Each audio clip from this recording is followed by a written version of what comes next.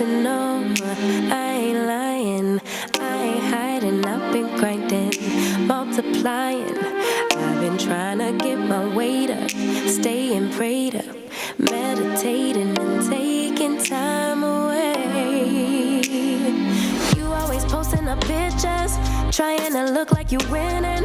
I'm writing rhymes in the kitchen, soaking in moments we live in, yeah. You got the nerve to be on me, faking your life for the IG. If you got my number, don't add me, cause baby, I'm on hiatus. I'm on hiatus. I'm on hiatus. I'm on hiatus. Baby, don't check for me. Taking time out to be and live my life off screen. Taking time out to be and live my life. Hey. Taking just don't be and live my life. Don't take it personal. We just building. It's my season, lay foundation. Make a name for generations, please and make a.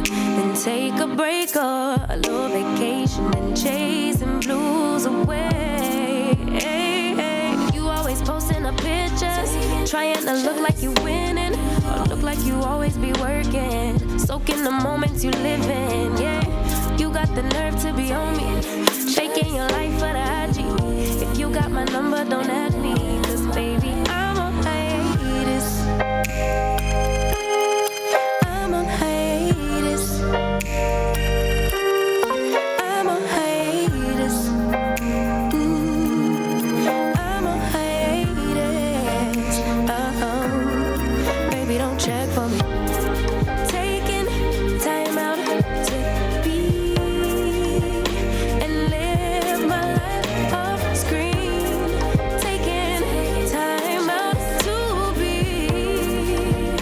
and live my life. I'm in a place serene and pure and free.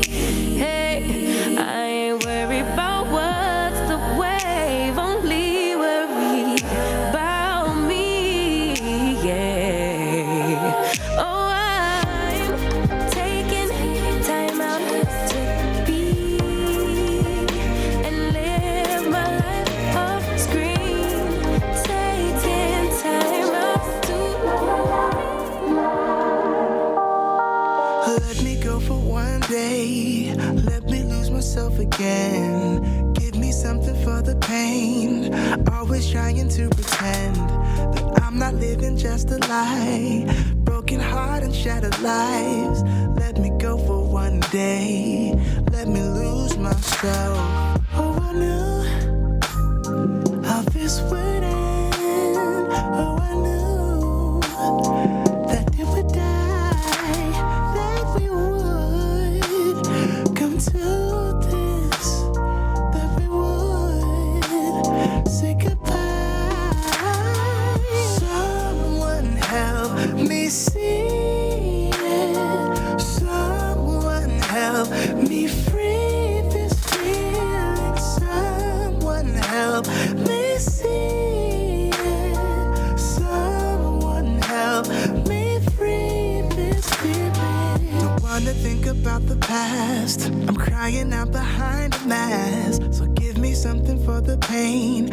I wanna lose myself again. Please get out of my mind. Just get out of my sight. Let me go for one day. Let me lose myself. Oh, I knew how this would end. Oh, I knew that it would die, that we would come to this, that we would say goodbye.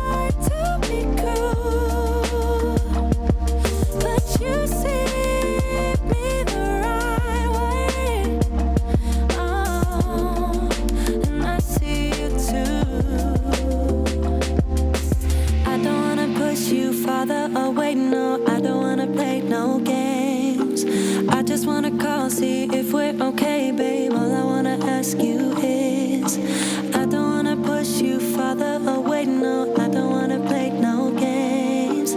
I just wanna call, see if we're okay, babe. All I wanna ask you is, are you down for love?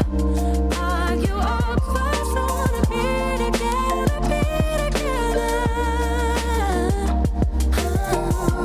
Babe, I want your love. I'll be the one you trust. You're all that matters, all that matters.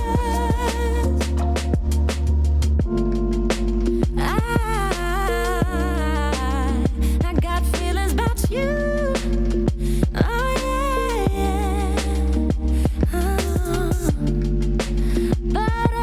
Butterflies every time I'm with you. Oh yeah. I don't wanna push you farther away, no. I don't wanna play no games.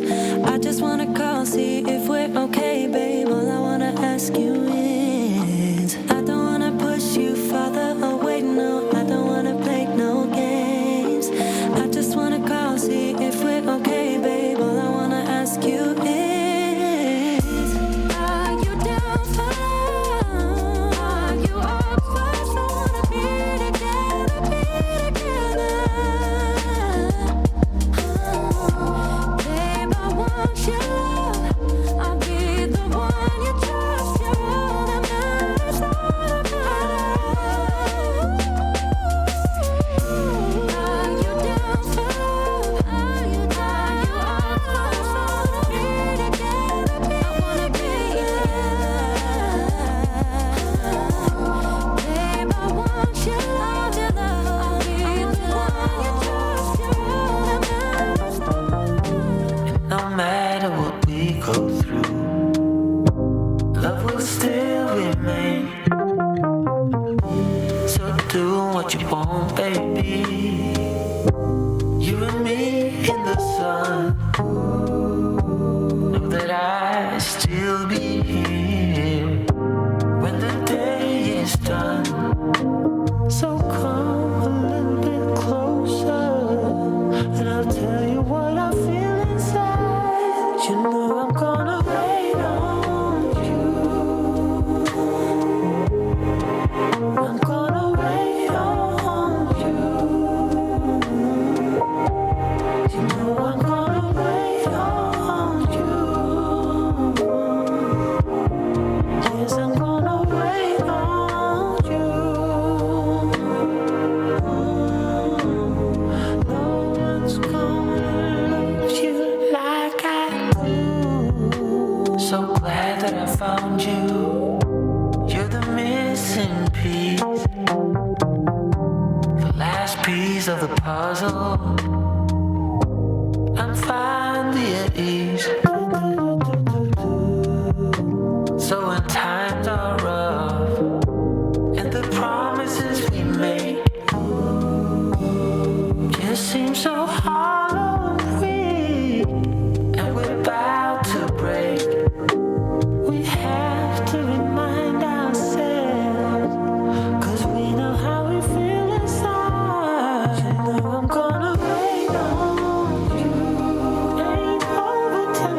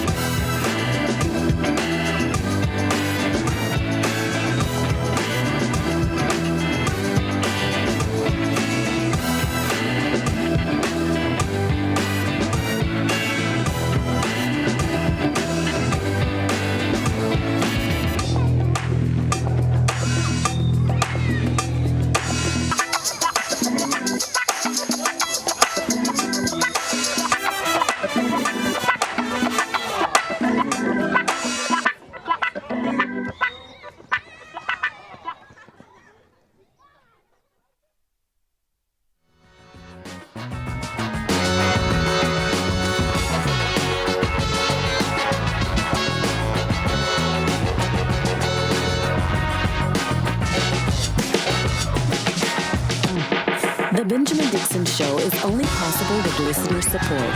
Go to www.patreon.com/The BPD Show.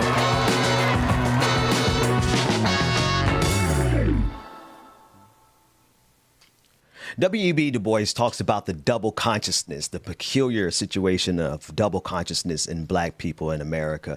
We've come to think of that oftentimes as one example of it is code switching, or the internal code switching that we take that takes precedent in our lives as we navigate this country as black people in America. We're going to talk about that today. But first, on the clock with the fearless Georgia Ford.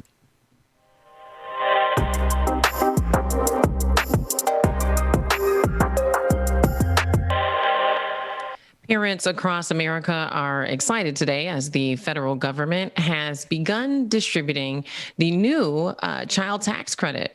It is allowing parents to have access to an additional $300 a week, and it's all a part of the American Rescue Plan, an effort to reboost the economy and prevent childhood poverty following the pandemic. Take a listen at a recent report by MSNBC and a clip from President Biden. Your bank account, because most of you began receiving monthly checks of roughly $300 from the federal government. The payments, which are set to last through the end of the year, will help roughly 60 million kids. Why? Because President Biden and Democrats expanded the child tax credit as part of the American Rescue Plan.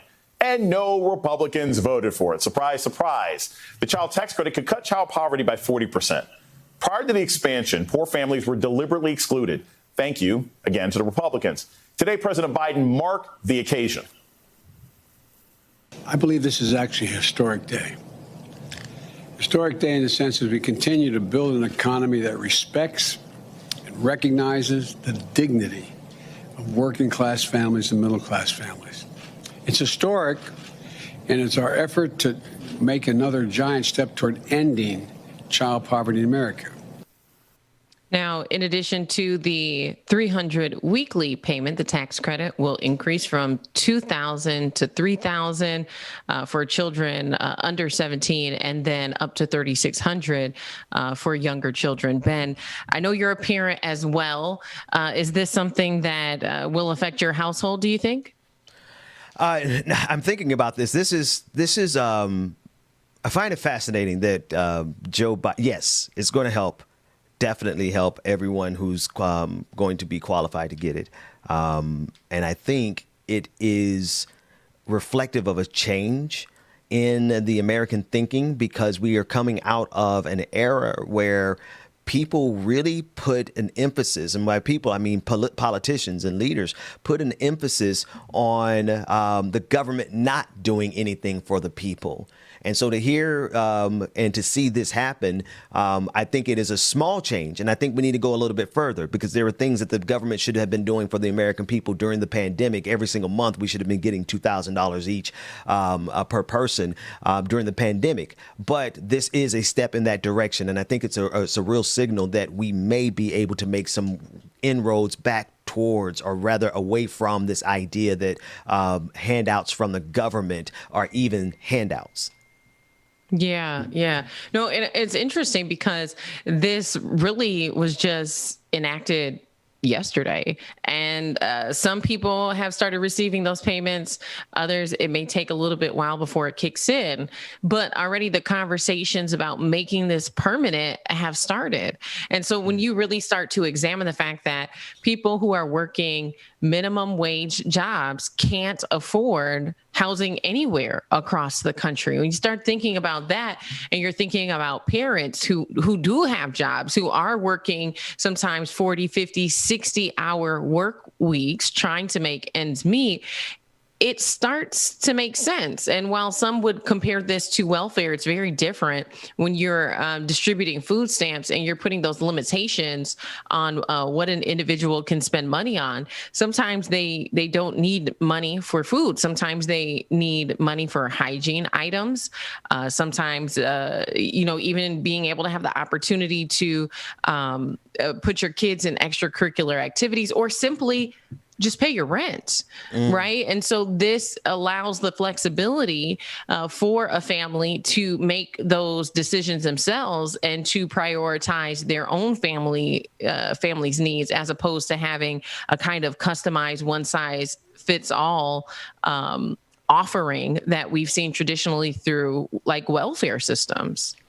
Yeah, and I think one of the things, and I have not personally had a chance to dig into this particular piece of legislation that is rolling out, but one thing that I think has to be a shift in the mindset of the American people is the idea that, well, one, we already discussed the idea that these are handouts from the government, because this is literally what the government is there for. Let's get that straight. The government is there for the benefit of the people. And so we should have the expectation that the government is going to come in and do what is necessary for the people to fight against all the things that we're fighting against. First and foremost, COVID-19. But then also we got to take in consideration the poverty in this country, the structural poverty. And so for the government to come in and do this, and I think people need to shift their consciousness on this and say, absolutely, this is something that the government should do permanently.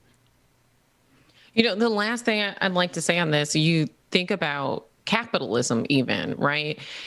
The government wouldn't have to offer a little $300 a week to parents if CEOs of corporations were more responsible with the distribution of wealth. We know that frontline workers who are on, the bottom of the totem pole are oftentimes getting paid pennies on the dollar in comparison to the profits that these corporations are making. Meanwhile, you'll have one CEO and a C-suite that's filled with maybe a dozen people who are retaining 80% of the company's profits. And oftentimes, their salaries are way above what is necessary for just the basic needs. And the people at the bottom of the totem pole don't have enough to even meet their basic needs. And so to your point about it not being a handout, I feel like in this instance, the government is playing the role of redistributing funds that are needed because corporations have failed to do so. Yeah. Oh, you're speaking my language. That's all I can say. Because anybody who's followed my work over the years, I mean, that's exactly, you hit the nail on the head, Georgia. That's 100% the case. We would not have to have subsidies. Now, and I want to make sure that I frame this properly, because it is my contention that we should have the expectation of this government that it provides for the common good, right? But on the flip side of it, they wouldn't have to provide so much for the common good if corporations weren't so darn greedy. You're speaking truth to power there, and I think it's something that we have to take in consideration, which I've also found fascinating, and I'm hoping later on we can cover the comments that Joe Biden made about socialism and communism, because honestly, folks, as much as people try to make you afraid of those two boogeymen, like these checks being written, it is what the government is supposed to do. Conservatives are going to call it socialism. They're going to try to scare you and make you think it's bad and the boogeyman. But this is literally what governments are designed to do. And if they're not here to provide and help us, then what are they good for? Yeah, it's really not that radical. It makes me think of the way that some cities are restructuring their budget, right? And are actually looking at trying to offer families under a medium income a monthly stipend, a living stipend, right? A housing stipend or credit or something of that nature. And one of the things that happened at where I am in St. Paul, the mayor, he decided that he was no longer going to allocate funding for fireworks. You'd be surprised on the 4th of July just how much money is being spent on fireworks, or how many other things are a poor use of resources that could be redistributed from government agencies direct to citizens. And so, only people who are rich and in that top 5% are the ones saying, that this shouldn't happen. People aren't working. When you're out here and you're making minimum wage and you can't make ends meet, you just have a different perspective about it. Oh, no. Oh, my goodness.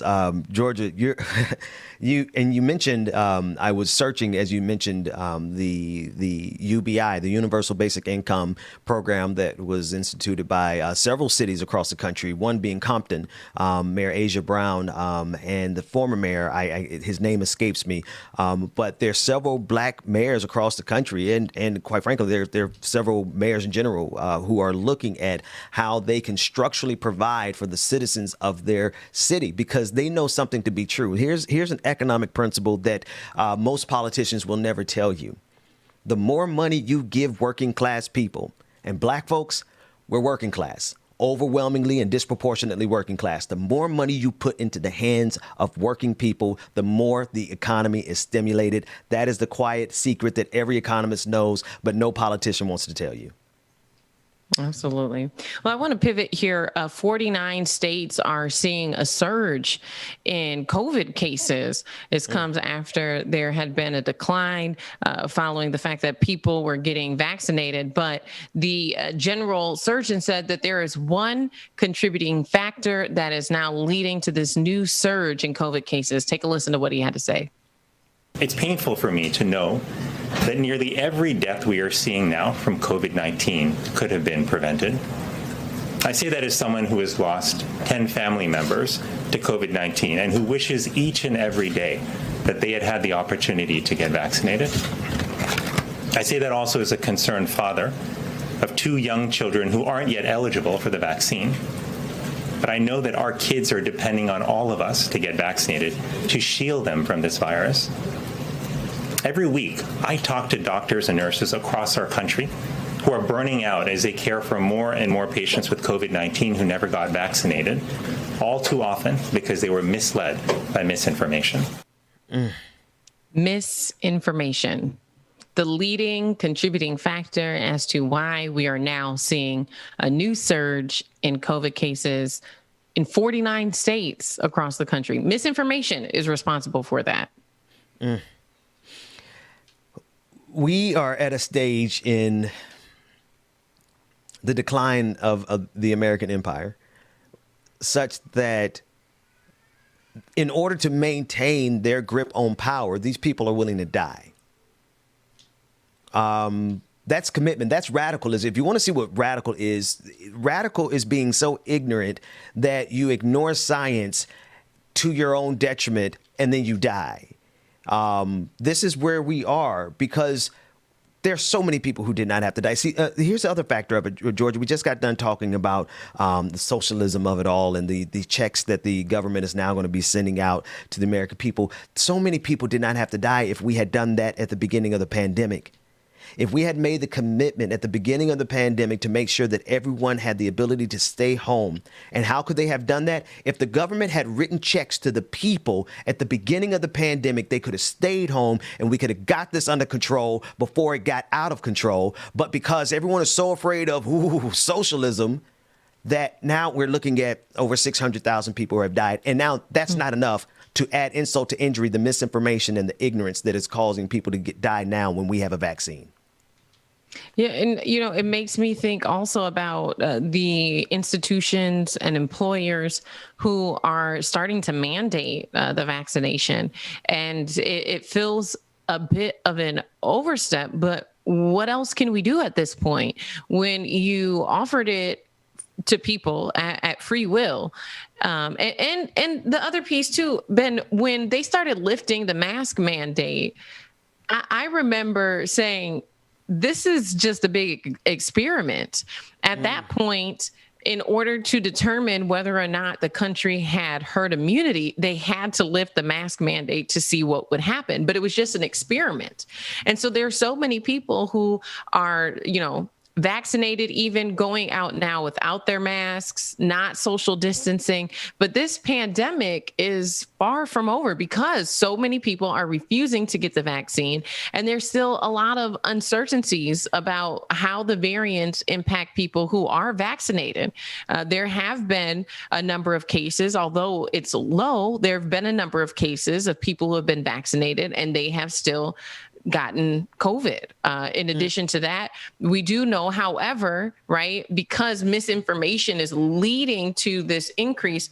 The one thing that is certain is if you are vaccinated, you're a lot less likely to have severe symptoms, and you're even less likely, to have a fatal case of it. So it does protect you, and it really lowers the risks of having a fatal case. But still, so many people are refusing to get the vaccine because they've listened to all of these lies or propaganda that say, that this thing it's putting a tracking device in you. I've heard so many different things, but at the end of the day, they're not accurate. And so I think the best thing that people can do is do the research for themselves. Yeah. Yeah. And when we say do the research for yourselves, we don't mean go to YouTube, Black people. Don't get me wrong. There's good stuff that you could find there, but there's also, social media is the seed of misinformation. It is the democratization of information through social media that gives way to all of this information and misinformation at a scale that is viral, quite frankly. Right? The viral nature of ignorance, because of how the algorithm works, is giving way to the viral nature of COVID-19. So when we say do your own research, we mean follow the science, not Fox News. Absolutely. I couldn't have said it better. And when you talk about the misinformation, it makes me think, I can't remember the name of the movie. It's on Netflix, but it talks about the algorithm and how social media has been programmed to give you more of what you're looking for. And so if you're out there and you've consumed some misinformation, or you're fascinated with a certain theory, they will give you, that will pop up on your timeline more and more and more. And so what it does is it affirms whatever misinformation, whatever seed has been planted, it continues to affirm that. And taking it a step further, I think that's what has contributed to the vast silos that we're seeing in our society. The silos, people being polarized on two sides of an issue, because these machines, in order to keep us on their platforms longer, they are willing to give us things that might not even be true. Right. Not only are they giving us things that might not be true, they're giving us the things that they know appeal to a certain side of us that drive our consumer instinct. They understand that the very thing that they're pushing towards us are the things that are going to make us spend more money. Circling back to the capitalism component, right? Some of the reason these things, the misinformation comes to the top of your screen, to the top of your timeline, is because that information is the most engaging for your psychological profile, and they know it based on everything that they've gathered about you through the algorithm.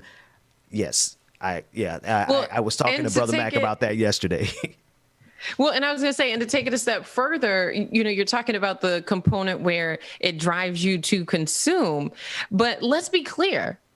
Social media is a business by itself, and their business, how they make money, is they sell their audience to their advertisers. And so the bigger their audience is, the longer that they can captivate your attention, the more money that they can make. And so it's absolutely a ploy to drive up their numbers, which in turn then drives up their sales without you ever having to buy anything. You don't even have to buy nothing. It doesn't cost you a penny, but it does cost you your time. And so they have gotten very sophisticated with creating individual profiles of everyone who is on their devices, who's on their platforms, what their habits are, what their interests are, what kind of things they like. And so they feed that to you to get you to stay longer. It is the knowledge that they get from all of our interactions, our interconnectivities. It's not so much that you're on social media. It is the fact that you're on social media and you're connected to thousands of people, and those people are connected to thousands of other people. But it's not just the connectivity. It is a connectivity of our interests and what we like and what we don't like and what we have. They know our profile. They know they know our persona. And they have a psychological profile of every single one of us. This is not conspiratorial. I actually worked at corporate America. I could tell you a little bit about it. I benefited from being able to work from a good company as I saw and learned about the algorithm, right? But once I learned I started seeing how the algorithm through social media has been driving that polarization, exactly what you've been talking about, Georgia. There's so much research on this. So while it sounds itself like it could be a conspiracy, I think everyone intuitively sees it because our experiences are online. This misinformation. Why do you think every time we talk about COVID-19, YouTube and Facebook and Twitter have to put a disclaimer underneath our videos? That's because there's so much misinformation out there that they had to step up and do something about it. And that's because of the very algorithms that they make their money off of. So the movie I was talking about is called The Social Dilemma. It's available on Netflix. There's this one, and there's one other one where they also talked about the way that ad campaigns had been used to manipulate people also. Both very fascinating movies that give you an inside look at really what is behind the algorithm, right? Yeah. And for many, they do feel like it's a conspiracy. And going back to misinformation, there's so much misinformation out there that people legitimately question the truth. Yeah. Yeah. It's hard. I want to be cognizant and mindful of the fact that there are those of us who got caught up with the misinformation because the websites look so convincing. It's not. Here's where I had the luxury of. I remember back in somewhere around 2011, whenever LeBron James was playing for the Miami Heat and we lost that first year, whatever year that was, I remember doing some research. And as I was doing research for my program, I stumbled onto the site, but the site was not designed well. The information sounded close to real, but the site wasn't designed well. And I was able to understand, because of how poorly it was designed, that it was a seed of misinformation. You don't have that luxury today, folks. The misinformation that is coming to you is as professional looking as Facebook, Twitter, and YouTube. And I'm telling you, it is a level of misinformation. And don't get me wrong, it's not just social media. It's the media in general. It also comes nice and packaged with the highest level of production in the form of Fox News. Absolutely. And I feel like when we were growing up, we had the encyclopedia, we had to cite our sources, we had to say where it was coming from. When the internet was first founded, there was a clear place like at the bottom of the page to see who owned it. There was just so much more transparency. And somewhere along the way, the ethics of the internet began to erode. And because it was such a new space, there were not enough laws put in place to regulate it. And I don't think there was enough foresight to be able to predict just how damaging the lack of control could be. And so we have definitely seen people utilize the internet to exploit their own agenda and manipulate these tools that could really have the power. We know social media has been able to connect people all around the world. Social media is responsible for a lot of good, but because there was no control put in place, because there was no regulations, it made it very, very easy for people to begin to make their scams more sophisticated. Yeah, I am. The sophistication of the scams has escalated over the years, Georgia. I'm just listening to you, and I'm thinking about we really are fighting. We're engaged in a fight of larger proportions than I think most people really would like to admit, because we're fighting against institutions, social media companies, technology companies that have all of our knowledge. I want to be sure what the algorithm translates into is the collective knowledge as put together by every human being. Google did not create that knowledge base. Facebook did not create that knowledge base. YouTube did not create that content. The people made that content. And these social media companies, tech companies, and media companies in general have seized that aspect of our society, and they own and they profit off of our knowledge. It's not just the interconnectivity. It's the fact that they have learned a way to profit off of our knowledge, and the knowledge most certainly belongs to the people. Yeah, and if you guys are intrigued by these topics at all, I do encourage you to watch The Social Dilemma on Netflix. That one, it goes deep, and there's a lot of research around this. It's actually, like a documentary, so based on real interviews, where they investigate behind the scenes the profiles that have been created on each person. And then the other one is called The Great Hack. And The Great Hack is about the way that ad campaigns were used in order to get people to buy in on certain like social ideas or politicians, how ad campaigns were used to manipulate people. And there was one example that they gave in another country where there was an ad campaign. And mind you, sometimes ads show up on your timeline and you're not even aware that it's an advertisement. You think it's just someone's post, right? So there was an ad campaign that influenced the younger generation to not vote. So basically, it made it cool to not vote.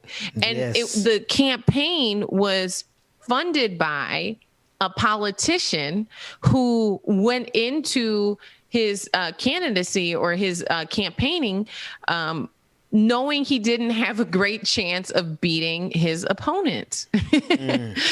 And so his strategy was to just get the younger generation who was likely to vote for his opponent, just to get them to not vote. So if I can't get you to buy into my politics, I can influence you through the power of marketing to buy into the social concept that it is not cool to vote. Yeah. No, you're hitting on Georgia. You're all in my wheelhouse today because I've considered these things at great length because these are the systems that we're literally fighting against. When we say we're fighting against systemic issues, we're not just talking about the systemic nature of white supremacy as it exists in the minds of every individual. We're fighting against that bigotry, but we're also fighting against technology because we're literally suspended on YouTube right now this week. Because of the algorithm charging to our, now, I mean, and people could take what they want. We got the receipts, but, you know, we played a clip of Donald Trump spreading misinformation. Our channel got suspended for a week because of the misinformation that he said in that clip. And so we are having to fight both against the bigotry of this country, but also against the technology that has been seized by corporate America. Man.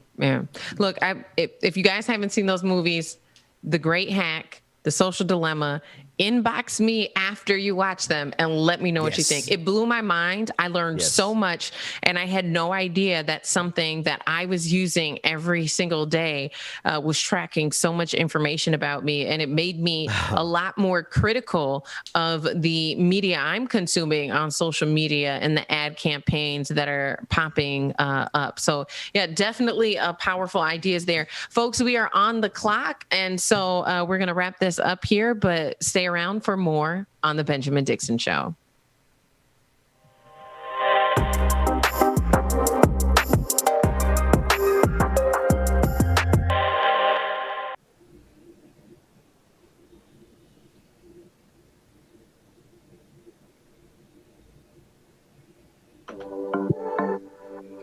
Good morning, y'all. It's your boy DJ Exclusive, y'all. Broadcasting live right here in this goddamn hotel room, but I'm here this morning for y'all. So y'all make sure y'all stay tuned, like it or not. The Benjamin Dixon Show on the clock with George Fort, y'all. We're gonna do this thing. Good morning, y'all. Sticks and stones may break my bone. Oh, and I'm lagging so bad. Oh my gosh, this is terrible. No, I ain't been right more than I've been wrong, and it still can't hurt me. No, it just can't hurt me. No.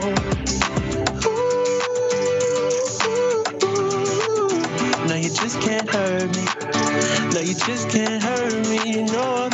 I know it's hard to be polite, and it's easy being petty. My mama used to tell me, gotta use you when he ready. Man, it's crazy how my brother said it could have been my celly. It's either prison or a grave. That's what everybody tell me, man. Life shout out to everybody that's in the chat room right now. I see you, Rebecca. Good morning, sister. Came through knocking pieces off you out. Loving people who persecute you. It's still a tough life on my path. Courtney, I know, right?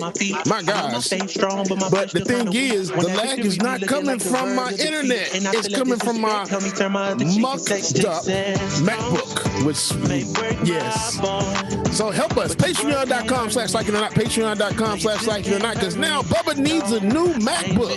This one is on its last leg and it's gonna fail. Moment of silence. Okay, anyway, y'all, that's why if you see me and I'm lagging and I'm behind, it's because my MacBook is just really tripping. But good morning again, y'all. No, you just can't hurt me. No. No, you just can't hurt me. No, you just can't hurt me. No. See, it's hard to be polite. It's easy being petty. Mama used to tell me, gotta use you when you're ready. Cause I ain't working on my own. Nick Eden, yes, I need a bubble book. Yeah. They say the world would be a better place if we take out the hate. Because, man, this thing is really tripping today. It seems like I went out of town and my MacBook decided it was going to go on out of town, too. I know my face strong, but my flesh still kind of weak. That's the good morning, y'all. And I feel like disrespect. Help me turn my other cheek and say sticks and stones may break my bone, but your words can't hurt me. Why am I yellow? I don't know. Why am I yellow? I ain't been right more than I've been wrong. Tiger, good morning, y'all. No, it just can't. We're gonna make sure we get the roll call next segment, okay? No, you just can't hurt me. No, you just can't hurt me. No. That's that hotel lighting, y'all. That's what that is. Try Natasha, I see you. Good morning. Yes, extremely ugly.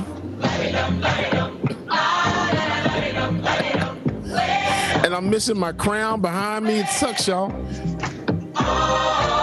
And then y'all look, I gotta hold my phone because I left everything at the. I'm sure I had a bad morning this morning. Good morning to y'all, though. Happy Friday! Woo! We made it through the week, y'all. And I made it these 10 and a half, 11, 12, 13-hour drive that I had yesterday. I'm here, though. I made it.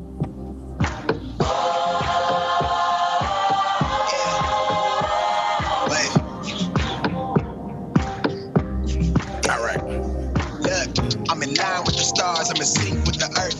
10 toes deep, flower child from the turf. I never switch sides. Oh, and can't forget the good old hotel coffee. I've been on the vibe, kind of hard to describe. I'm in between good and the spine, but I'm oh my God, y'all, it tastes like boo-boo water. in the middle with a time of my life. I never so packed for the stack, never lied on the back.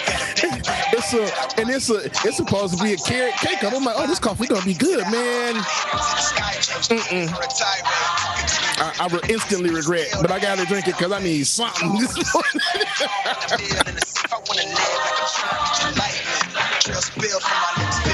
As I drink my good old mop water. Try and get grip, but it don't make sense. Man, I know, right? Don't worry. Look, it took me, I drove to Pittsburgh, y'all. It took me 13 hours because I stopped so many times just to see views and scenery, man. And I think we went through like, 5 or 6 states. When I tell y'all Sunday, I'm going my ass straight home. Dwayne, I'm gonna stop by and come see you because you like 10 minutes away, Dwayne, maybe? No, I don't know. All this crap seems like it's right down the street from me. James, DJ Exclusive, you're not supposed to start the party without us, man. Good morning, everybody. This damn good coffee morning. is terrible. Is it that bad? No, actually, I can vouch for it. It is that bad. I don't care what hotel you're at. The coffee. I've not gone to I haven't been on a trip in a long time because it's during pandemic. But we'll get to that in a second. Right. Good morning to everyone. Good morning. Thank you for joining us. I have on the screen DJ Exclusive, who is traveling. You can see him, but he took his gear with him. Man, that camera looked good everywhere, James. Looking sharp over there, brother. Only everybody's saying I look like I got this golden halo on. I'm like, it's the hotel lighting, y'all. That's all it is. It's some good lighting. It's some great lighting. It's dope. Also joining us on the screen is brother Anthony Galloway. He is a historian. He is a commentator, political analyst. Brother, thank you so much for joining us this morning. Yes, absolutely. Thanks for having me.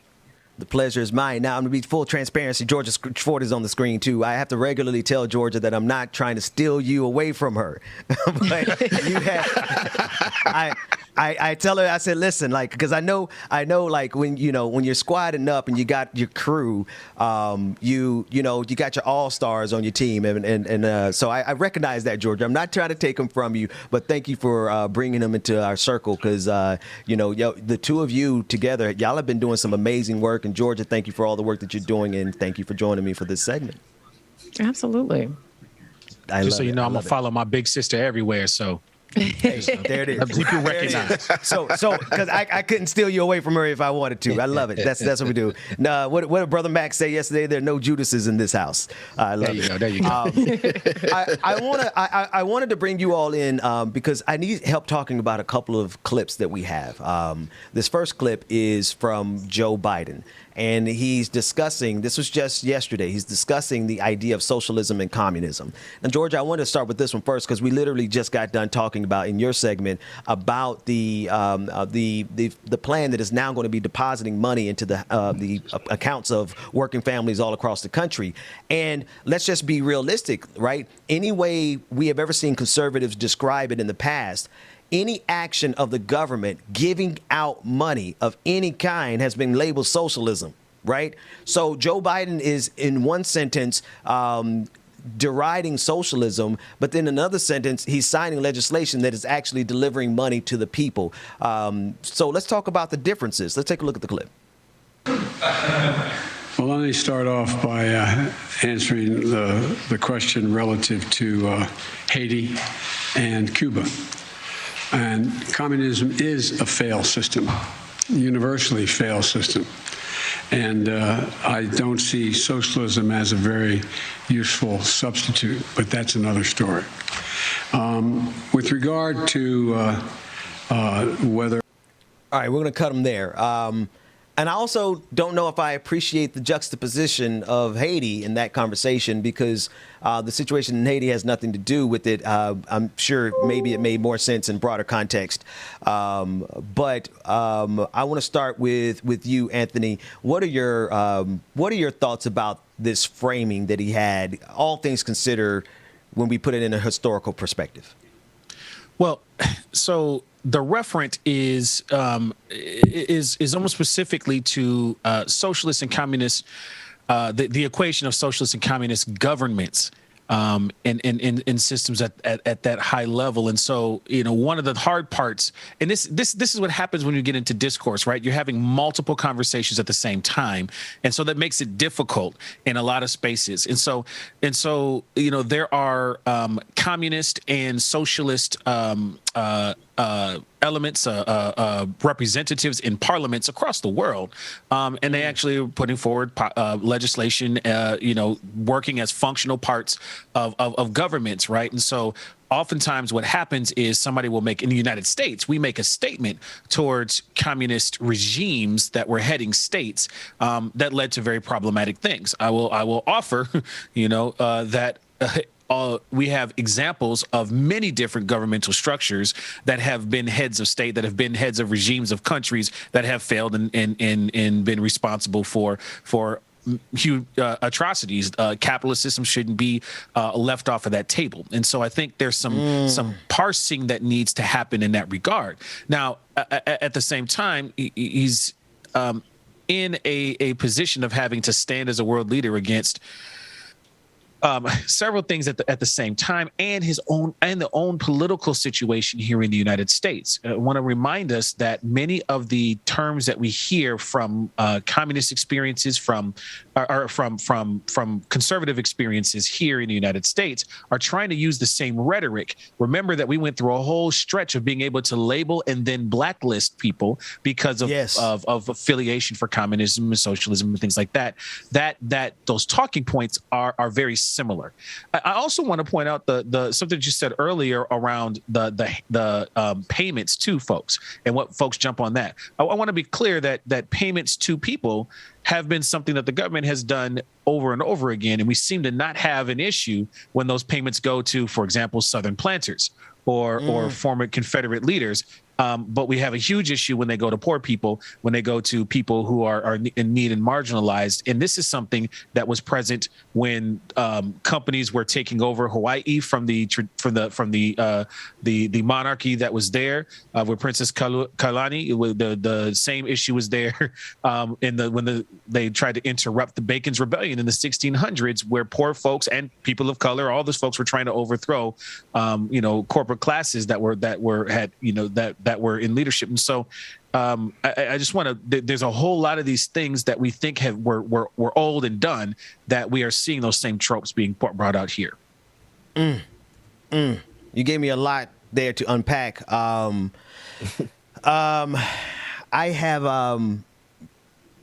want to start here in this particular conversation because, James, the thing is that we're talking about survival. The money that they're getting ready to send out in these payments to families, the working families, that's the difference of survival. And I think a lot of people, they really, we start talking about socialism, communism, and all these kind of isms, and we start talking about, and we do know the nuances. We do have the complexities. We do understand at a very nuanced level. We got it. We got it, Joe Biden. We got it, Fox News. We get it. But we're talking about survival. People need these kind of checks because we've been living paycheck to paycheck forever. James. You're absolutely right. But aren't these payments, if I'm not mistaken, isn't this the child tax credit stuff? It is. So which means go ahead. I ain't gonna get a damn thing, and I'm still broke as hell. Still working this 9 to 5. Still not making enough money to cover rent. That's it. Pay car note, utilities, anything else. So it is good for those families, and I mean it does help. But I mean, gotta look at the rest of the country because we're still gonna be in poverty. And we go ahead, brother Anthony. Well, The other part of my world is a pastoral one. You know, I'm a candidate for ordination in the AME Church come September, and so one of the things. Nice. Thank you, and I bring that forward to say that care, right? That the proximity to the folks who are actually in need is important in this conversation. But those payments that come out are about absolutely survival. And one of the things I want to underscore with that is, you know, when they're targeted to folks at a certain income level, you know, because we know what the data says about the folks who have need. But we also got to remember that many of the moratoriums are now being challenged across the country as well. That's right. And so these payments become even more important as evictions. You know, we see what's happening in Georgia around the lifting of moratoriums and the fight there on evictions. Yes. We have folks who are behind on mortgages, and so these at most will be catch up. And the Economist, I was listening to his Biden's his lead economist talking the other day about the fact that part of what this does in terms of keeping our economic return or comeback going is that we have folks who aren't going to be dipping into debt as soon as these moratoriums leave in the same way because these credits are out there. So when you talk about it being about survival, there's a whole lot of things coming that this can help alleviate, but it's still just a drop in the bucket. And that's what bothers me about that, because as you framed it, James and Brother Galloway, Reverend Galloway sounds like, or what is it name? I don't want to get the wrong licentiate at the moment, Reverend after ordination. Okay, licentiate. Oh, I remember. I know about licentiates. I had some licentiates training in my time too. Congratulations. Right. But as we talk about that survival, because you have a front row view of the struggles in the communities as a pastor, as a licensee in the AME Church. I mean, and I know that because I know my time in the religious community.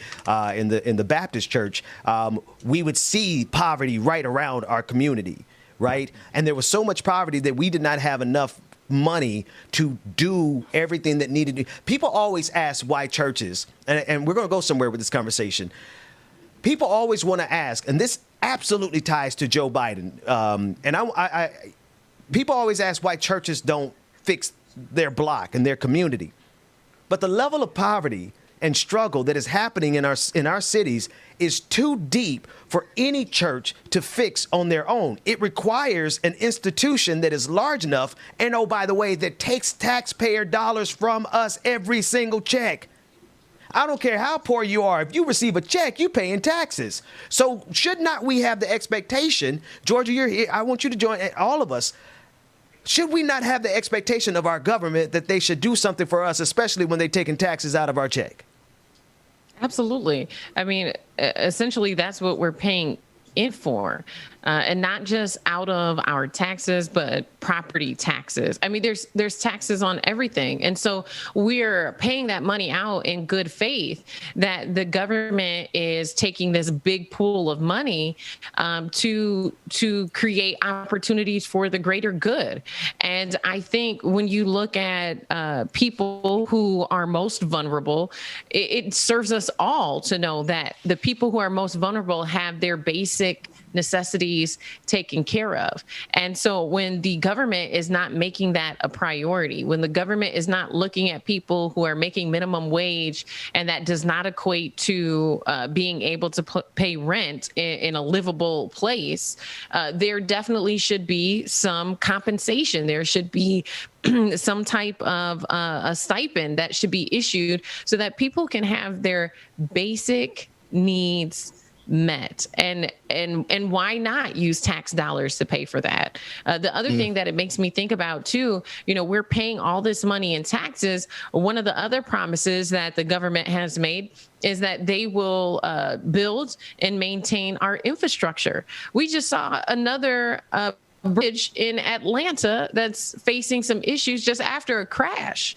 And so, the allocation of our tax dollars, I do not know if we are seeing them being used responsibly.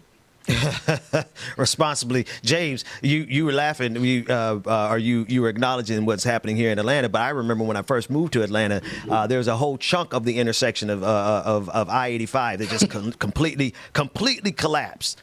Right? They're not using our tax dollars to even take care of this country. They're not using the infrastructure. They're not using these tax dollars to take care of the people. They're using these tax dollars to go to war, and they want us to be, and Joe Biden wants us to be afraid of socialism? Of course. Now, granted, excuse me, that bridge was caused by a random crackhead setting fire under the bridge to building materials that were under there, and that caused a lot of structural damage. Just certain things happen just for no reason. It just seems like, okay, wait. I wasn't, like I said, I had just moved here. I didn't know that part. Yeah. Oh, yeah. So, but still, this the simple complexities of it, it just seems like maybe it was all a ploy just to get some money to do something. And then, like Georgia said, the incident yesterday, I heard about that while I was traveling. A dump truck driver basically had his bed up on his truck, shifted the entire bridge off its beam. So now it's another thing that is going to fall. But if you travel down these roads, especially in Georgia, oh my gosh, you can see the damage and just how much of decay and just how bad everything is. Man, we need this infrastructure bill to go through badly, because I'm sick of driving over potholes, having my car messed up, and got to worry about going under a bridge and worrying if it's going to fall on me. Brother Galloway. You still have to worry about I was just gonna say, you still have to worry about how that gets to your local community. So infrastructure bill, yes, but there's a whole lot of steps between that and when it gets to local community. So I don't know. Right. You might be getting your hopes up a little bit on the local road. Exactly, and especially if what's his name, Kemp, Governor Kemp, Brian Kemp, still in there. Oh yeah, we probably never see it.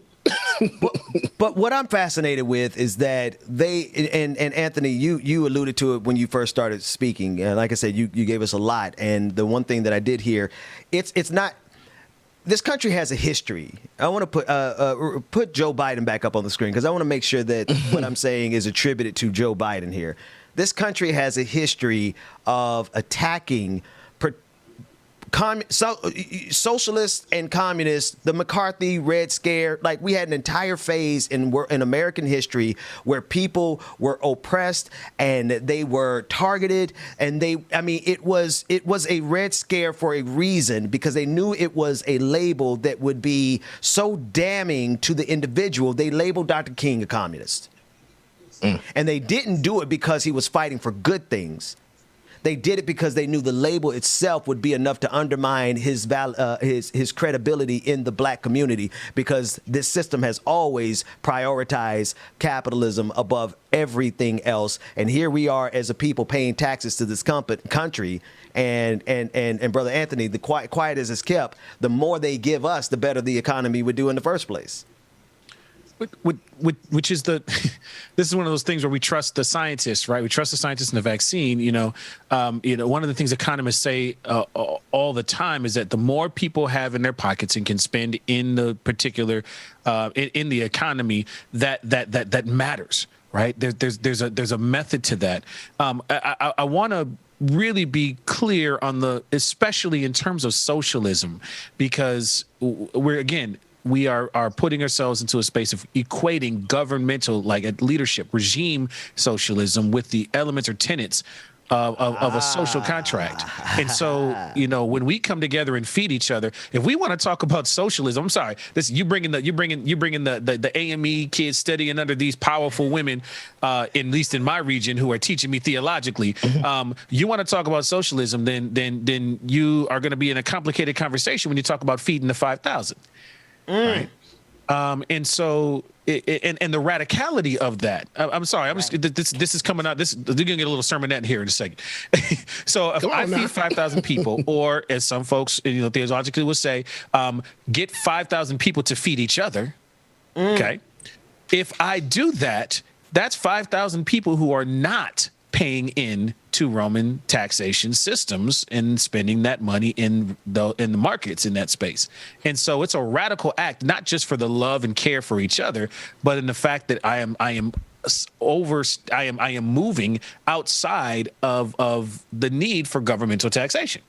And so I think we need to be careful. We need to not conflate those two things, right? A failed state under a certain political system does not mean that the tenets of that political system or pieces of that political system can't be done. We venerate across the United States free breakfast and lunch programs for saving young kids in poverty and all of that. We owe that to a group of folks, the Black Panther Party, who use socialist tenets to feed children from many different backgrounds. That gets kind of pulled out. They fed everybody, and that was picked up because why? We appreciate that tenet. So there's a conflation there happening, and we are also not without resource. If you look at that pie chart that often comes on the screen about where we spend our dollars, what's the biggest part of that chart? We're talking about the smallest sliver of that chart.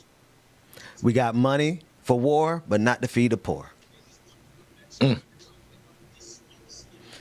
Sister Georgia. Oh, you sounded like Tupac now. I think when you really examine this, you are looking at just doing the right thing. At the end of the day, wherever your political values are, whatever theories you believe in, at the end of the day, it just boils down to the fundamental of doing the right thing. It's just that simple. And so I look at some of these social constructs, whether it's socialism, communism, capitalism, all these different things, they're man-made, and they've created so much division. And you're arguing about the nuances of simply just doing the right thing. At the end of the day, I don't care what theory, what strategy, your approach, where you get the money from, just do the right thing. At the end of the day, if we know that we have created an environment where you have a small percentage of people who have an abundance, way more than what they need, but the vast majority is struggling to meet their basic needs, the system is not working. It's not working for the greater good. It's working for a small handful of people. And my biggest concern when you look at capitalism specifically, because it affects communism and it affects socialism, it affects all of the isms, it affects racism, right? When you look at capitalism, at the end of the day, will we ever have enough? Because America has this history of, civilize, build more, do more, buy more, spend more, everything in surplus, more and more and more and more and more. And it feels like we just always end up in this cycle of being at a deficit. And so for me, I think the part about politics that it's hard for me to embrace is that you have people who are divided. You have, the Republican and Democrat Party that are divided. You have people who are divided on communism and socialism. Like, we're always finding ourselves in these situations where people are pitted against each other, and they're arguing over how to do the right thing. It's not that challenging. It's very simple. Do the right thing. And I think, to Anthony's point, at the end of the day, what we've seen oftentimes, especially the Black community, is I think the Black community has removed themselves from these fights and have started to create sub-communities where they're self-sufficient and that they can figure out different ways, alternative ways to take care of themselves, to meet the needs of the most vulnerable in the population, because these systems, these ideologies are not set up to serve us. Oh, Lord, y'all about to get me in trouble with this new audience that we talking to, because most of the people who listen to me now don't realize I'm a socialist. I've been a socialist for a minute. Part of my foundation in socialism is Jesus Christ from the church, brother Galloway. The Black radical tradition It's in our blood. It's in our DNA. We see the problems with this system. We've been seeing the problems with the system. Matter of fact, we knew the problem with this system from the time y'all snatched us and brought us over here, which is why the 1619 Project is so important, because we've been trying to tell y'all have been sowing the seeds of your own destruction inside of this country since the foundation in 1776. Since 1619. That said, black folks know intuitively on a DNA level almost that this system is not working for us and it was never designed for us. And y'all want us to be afraid of socialism? Brother Galloway, I do want to say one other thing you pointed out twice, and I heard you both times, but we didn't get a chance to get back to it. We're going to take a quick break, and James is going to be in your hands. But I do want to address what you pointed out twice. Socialism is not a governmental construct. It is an economic construct. And they have constantly pitted us in our minds with this idea that here, let me flip it. Let me make it a little more clear. Let me flip it and reverse it. Capitalism does not equal democracy. You can love democracy and see how problematic capitalism is. So Joe Biden, I'm sorry, that playbook from what year was the McCarthy trials? That's not going to fly. Not in the year of our Lord 2021. Not with black folks. We'll talk about this a little more when we come back from break. James, give us something, whatever you got, and we'll be back right after this.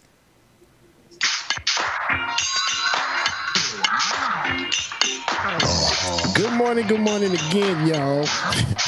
I can't stand y'all, by the way. You're talking about it looks like a porno is about to be made. Yes, I'm in Pittsburgh filming OnlyFans content. OnlyFans content is going live this evening. So make sure that you tune in on Like It or Not to see that new footage. Y'all is stupid as hell. I can't stand y'all. Good morning, everybody. Y'all make sure that y'all stay tuned. Y'all, we got more coming up next. So make sure that you stay tuned. Laura, good morning. Brother Infinite Content, Chuck Dixon, good morning, y'all. Everybody in the chat room, I see y'all. Shoot the Dragon. Courtney SLP, Nat A, good morning, everybody. Six Dragon Daddy, I see you. Shay, Alicia, B is in the building. What's up, B? Latif, what's going on, brother Latif? And that music is just for y'all, for the band in the background, y'all. Good morning. And B says, putting the Triple X in DJ Exclusive. Man, y'all are horrible people. Good morning, Mama. Mama down in the chat room. Good morning, Mama Aurora. Good morning, Fairy Girl. Good morning, No Humanist DB404. Shout out to everybody that's tuning in on Twitch, Twitter, YouTube, wherever you're streaming from, y'all. We appreciate y'all. Make sure that y'all hit that like button, y'all. Make sure you hit that like button and subscribe. Laura Estrada, good morning. Thank you for sipping that coffee and save me some. Send me some, okay, please. Liliana, love you too. Thank you again. Sharp Diesel, what's going on, brother?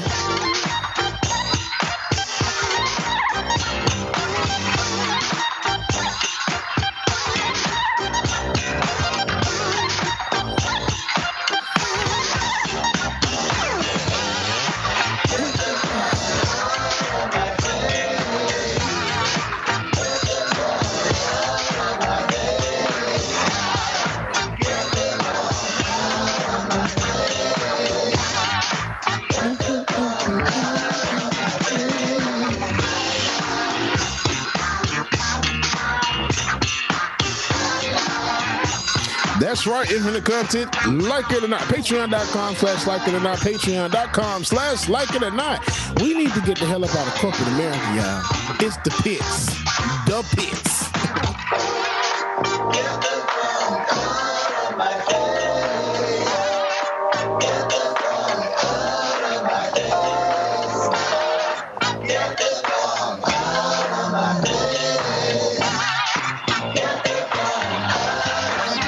Good morning, brother.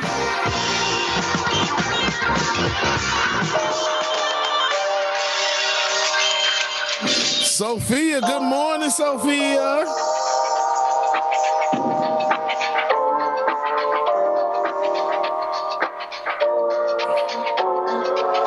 I'm a little bit naughty. I'm a little bit too consumed, but every part of my body. All right, y'all. Let's get back to it, y'all. Welcome back to the screen. I'm not sure who's here. The people. Yeah, come a little bit closer. Yeah. All right, y'all. Y'all, welcome back to the screen. I'm not sure who's there. The people. We don't know. We're Wait a here. minute. Welcome back. I'm not saying we missing somebody, ain't we? What is? Ooh. Yeah, welcome to Like It or Not, where we're free to tell the truth. James? And not care who does it. Where's Rebecca? Rebecca, Rebecca working 3 jobs out here. she really is. She had a corporate meeting she had to be at this morning. They would not accept no for an answer. So that's twice. Hey, man. Week. So See, and I'm sorry, I got to interrupt. Patreon.com/like it or not. Patreon.com/like it or not. Y'all don't understand. I'm sure Georgia and Brother Anthony does, and I'm sure Ben does maybe. I don't know. Ben rich, y'all. But we got to get our corporate America, y'all, because this is the pits. They make us do stuff we don't want to do. It's like child abuse and domestic abuse at the same time, if you know what I mean. So y'all help us. Patreon.com/like it or not. Okay, I'm done. Listen, wait a minute.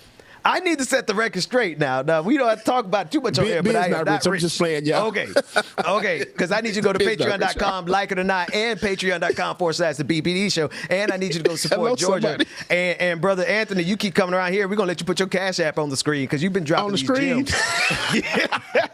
Absolutely. You be dropping them gems. Hey, James, actually, I think that is actually a good segue. Now, I do want to do, we got some Karen clips that I want to do. And because, the algorithm needs a little bit of what I call blood on the altar. You got to make a sacrifice to the algorithm to get the, I thought I was rich one time because I got so many viral clips from telling the truth about Donald Trump. But in actuality, what it was I was putting a blood sacrifice on the altar. And that's what this thing wants. And when we see this, y'all know exactly what I'm talking about. Even though I'm talking about it in kind of an abstract way, we literally just talked about how the vaccine, how people are dying because of the algorithm and how it prioritizes conspiracy theories. The algorithm absolutely wants you to put something salacious on the table. And if you put something salacious on the table, well, then, you might can get enough money. You make enough money to get out of corporate America, James. It's so we got some to that end. We have some Karen clips that we are going to play, and we're going to make fun of them ruthlessly because they earned it, and because it's putting blood on the altar of the algorithm. We'll get to that in one second. Right. The important thing is that I want to talk about is what you were talking about, like how there is an experience that I have had, and I'm curious about each of you on the screen. Being a black person in America, being a black person who has spent time, Anthony, I spent time in the church just like you. I have spent time in corporate America. And it has been part of the challenge of being in those environments and having to have that double consciousness has really given, I think, to a degree, some advantages. Because having to be a black person who survives both white supremacy and capitalism, I think has uniquely refined our skill sets. I would just like to see what you all think about that premise. I want to start with you, Georgia. Corporate America has been challenging for me. I started working in corporate America at a very young age. I was 16 when I first got my job in corporate America, and I wasn't ready. I wasn't ready for the wardrobe restrictions, the way that you are supposed to conform to what they define as professional. And that was very challenging. I realized at a very young age, before I could really even articulate my experience, that in order to have this salary, have paid time off, all of the perks that come along with working for corporate America, that I was going to have to leave a piece of myself at home, that I was going to have to deny some of my Blackness and my culture in order to fit in order to get ahead, in order to be promoted. And just the matter of code switching that, and at this time, which was more than 10 years ago, the idea of the way that you talk, right? The way you talk, the way you do your hair, all of these things, you have to conform. And so that was very, very challenging for me to have to set aside myself and code switch. And so I don't know. I think I got a little bit better as I got older, but, I'm self-employed now. So I think eventually, as I just accepted that it's just not for me. Let me tell you something, George. Yes. Let me tell you something. I'm gonna toss it to you, Jay.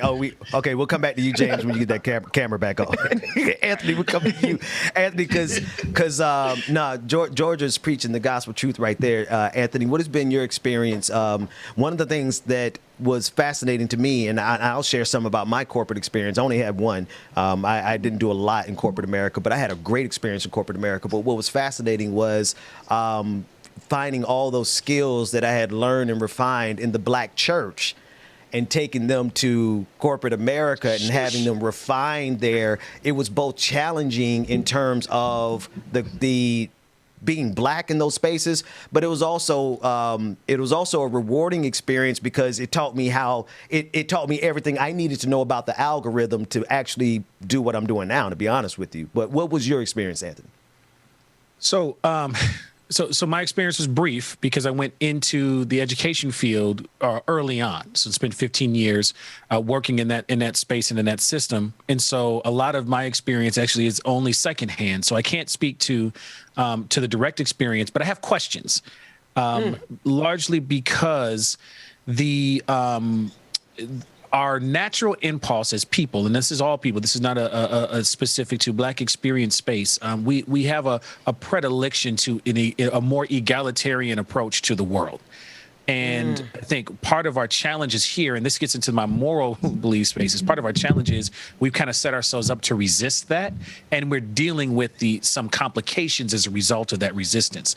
And so one of the questions that I have is I'm curious about the experience of corporate America in predominantly Black corporate spaces, although we don't have a whole lot of example there.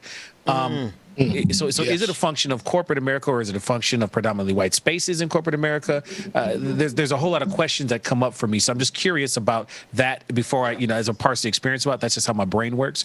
But the other piece that comes together is, we have a sense, we have a community who figures out how to systematize, right?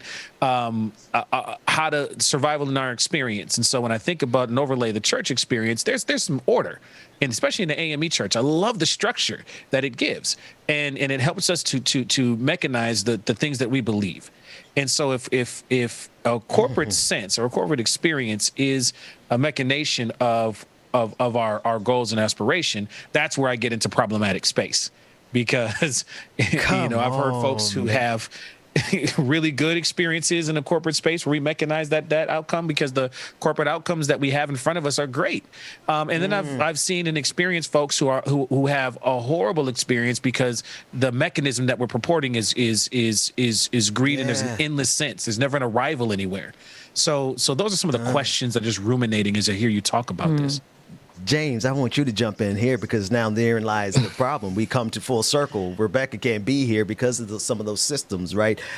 She's got to do what she's got to do. You know about those systems. Brother Galloway, you said a couple of things I'm gonna sneak back to in a minute. But James, like at the end of the day, if we're replicating the same negative systems that has previously ruled and oppressed over us, if we're acting like our bosses at the end of the day, I don't care if you Black or white. We talked about this yesterday. The first place I got introduced to capitalism for real, was on the campus of a HBCU. Now, I love my HBCU, but y'all got to get these credit card companies off the quad.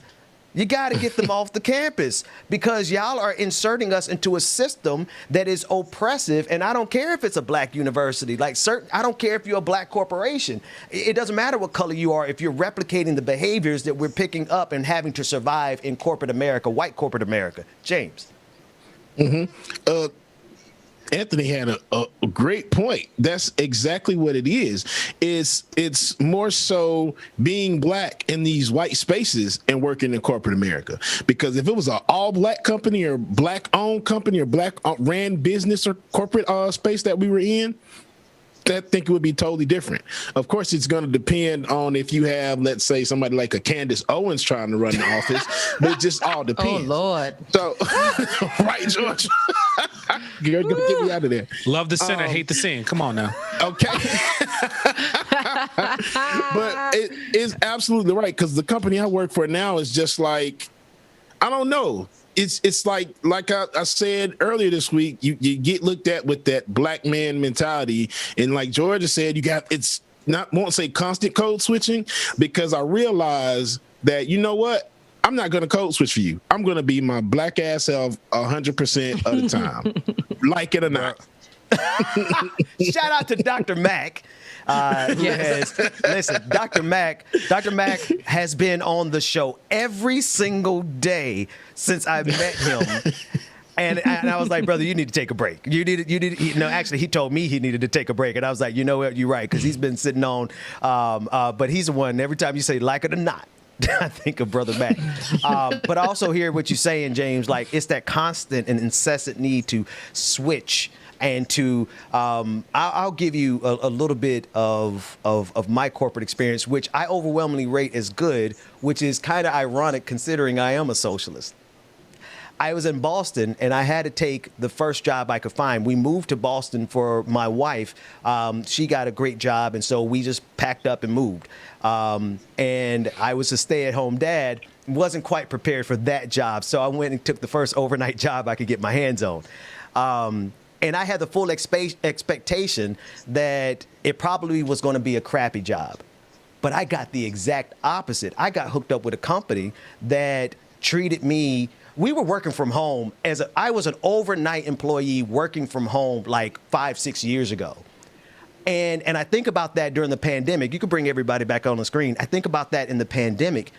How many lives could have been saved if we had just instituted working from home?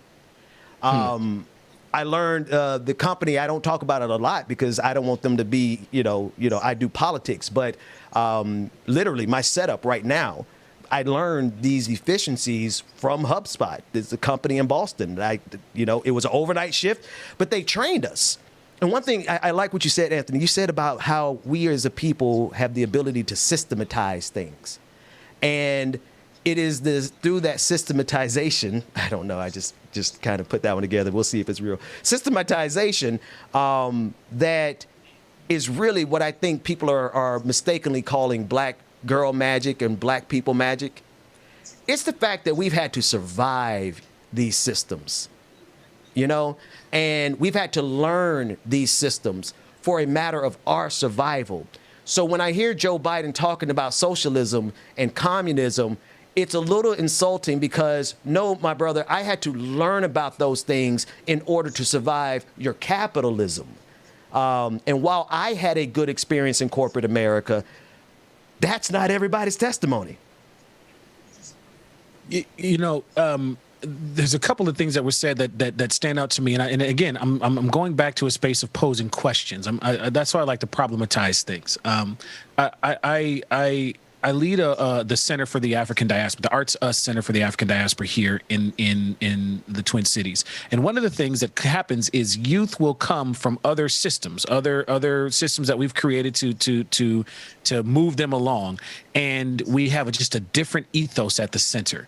So you come as you are. We're going to build things together. We have an Afrocentric root, regardless of what kid comes in there. And the outcomes that drive us are not the relentless connection to profit or production ethos. We have a focus on production ethos that, again, is challenging the egalitarian space of how we be in the world. And when the force is to produce, the force is to then it starts to create some of the things that I hear friends and colleagues and folks who are living in corporate America situations that are not fulfilling them. These tend to be the things that are driving there versus I have experienced many different companies that would be considered corporate America. My mother, when she lost her job in COVID, and we had thankfully, this is how God works. We had moved her in before this happened, my wife and I, and then she lost her job and she didn't have to worry about it because of this egalitarian sense that we have, and it seems to work in family, but we can't extend it beyond family. That's one challenge. But the place she's working at now, she loves because their ethos is not on profit. They have decided, and this is what I think is fascinating. This company has decided that they are going to, that there's a level of comfortability that they want for themselves and their employees. And as long as they're hitting that, and paying the bills and doing all of that, that is the driving ethos. So they have a lot of attention to their experience. And in doing so, the employees at this place will ride or die for this company, and the company has withstanded things in their sector that many others haven't. And so I want to ask the question again, what is the driving ethos of the company space? I would argue that what I have seen is that companies who have figured out a way to throw off the profit and production religious fervor have been able to find employing spaces in corporate spaces that actually have folks who have good experience. I got so much to say. Anybody else want to jump in before I say something? I mean, I would just say, as I reflect on my experience, and it's like, well, why didn't I walk away from those situations feeling like I had a good experience? And to your point, Anthony, is like, what is the driving force? And the culture within most corporations is profit over people. There is genuinely a disconnect with humanity in these environments. There is genuinely a culture that's created where you have to conform. And so it leaves a lot of people, especially if you're an empath, right? And you go and you work in these spaces. If you encounter any medical issues, if you encounter a loss, someone dies close proximity to your family, you get a real taste of what it feels like to be an employee. And you get a real taste of how much this company that you're dedicating 40 hours of your life for really cares about you. And so oftentimes, people are waking up every day and they're showing up for this company. They are, taking the mission of this company and engraving it in their being. And they are giving all of their talent, their time to make this company better, to make it more efficient, to increase profit margins, all of these things. But at the end of the day, when you walk away from that job, what do you have? What do you take with you? What is that job giving you? And so oftentimes employment relationships are based on the fact that an employer knows that they're going to pay you a certain wage because they know that based on your work, they're going to generate more than what they're paying you. And so they're using, the construction of corporations is based on the labor force is based on the idea that if I pay you $50,000 and you feel like your time is worth that amount of money, I'm only paying you $50,000 a year because I know I can turn around and make $100,000 off of your work. And so people are always in a deficit. And at some point, when you start to have the Christmas parties at the executives' houses and you're seeing how they're living, yet and still you're having to make decisions for your family. Should I pay the rent late, or should I be able to pay for my kids' piano lessons, or, any of those types of situations. And so for me, I think it was the lack of compassion and humanity and having endured a tragic loss during my employment and really seeing like, okay, well, our grief policy says that you get 3 days off of work and then you got to get right back to it. And it doesn't matter where you're at mentally. It doesn't matter where you're at spiritually. You better come get this work done. The last thing I'll add about the culture of these organizations is that they're oftentimes constructed on hierarchy, which is not always the most efficient way to operate. I recently had an experience working as a contractor for a nonprofit organization that was horizontally structured. And it took me a really long time to understand how horizontal organizations work. But essentially, there's no hierarchy, there's no boss, everybody is equals. And it was extremely efficient to know that I could learn as much from someone else as they could learn from me, despite the level of experience, education, or age, all of these different things. Have you ever been in a corporation where someone younger than you, dumber than you, and with less experience than you is telling you what to do? It's very challenging. And not to say that you can't learn anything from that person, but now you're looking at a system, a culture that is constructed of hierarchy and not based on efficiency. And in those situations, which happens sometimes, people are put in positions because of who they know, not what they know.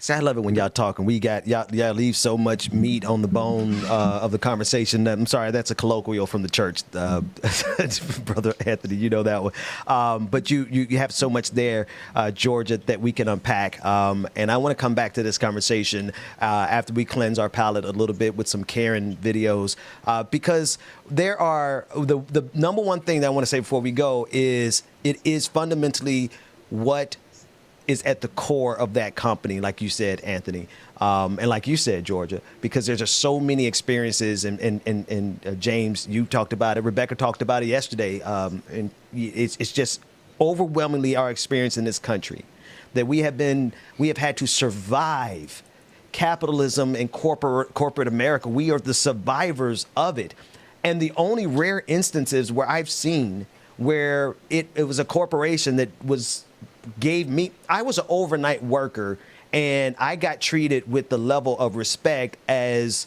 anybody else in that office. And that was fundamentally beneficial for my development. The difference, Anthony, is the difference that we see in all these other corporations. It is the culture. It is what is at the center of your culture. If you have and I don't care if you're black or white, I don't care what kind of corporation you are. If you have replicated at the center of your culture greed, then you're not going to be kind or treat your employees with the level of respect that's necessary, because the way you treat us with respect is by paying us and providing for us a livable wage so that we can do the work that you need to make that excess capital that you're talking about, Georgia. So let's do this, because we could talk about this. Go ahead and get that last word, Brother Galloway. Well, I mean, there's and I can't remember where the attribution is, but there's that saying, culture eats strategy for breakfast. And workplace culture is a central thing in my consulting practice. That's the workplace culture is the thing that we address. When workplace culture is great, everything goes up. I also am challenged, just full disclosure, since you put your stuff on the table, I'll put mine too. I actually want to challenge the employer-employee relationship. I think it's an extractive relationship that needs investigation if we're courageous enough to actually ask that question. Oh, you're in the right company here, brother. All right, let's play this first clip from Karen. I have no context whatsoever of what's in this clip from Karen, but what we can always guarantee from a Karen clip is that it's generally a privileged white woman who forgot that social media has an answer for their intrusive behavior into our ordinary, everyday lives. Let's watch this first clip. For everybody watching, this lady on the phone, she accused me of stealing her son's phone. Followed me outside the store. First she was eyeing me in the store. As soon as her son happened to lose her phone, I guess I was around looking for blinds, and she started looking at me. And I know I'm black with tattoos, so she automatically assumes I had it. This location says it's me. I have no her son's phone, but she's followed me outside of Walmart. I'm here in Moreno Valley. She came looking for a location, but it's right by my car. She runs up to me and says, "Excuse me, you have my son's phone?" I pull my phone out and tell her I do not, as well as my money and my ID, and tell her who I am and I do not steal. And she continues. She's holding me. The only reason I'm not leaving is because I don't have a phone. That's why I'm not leaving. What's your name, ma'am? If you don't mind me asking, is it okay if I have your name? Let's call the cops. No problem at all. Now you're recording me. No problem. I have a right to. I didn't come out here and say, excuse me, do you have my son's phone? But when I told you, no, you did. I did not come at you like that. You did. No, I did not. You did. Sir, and when you're running after me and following me, believe me, I've been racially profiled so long. Hello? And I'm very scared of that. Yes. See.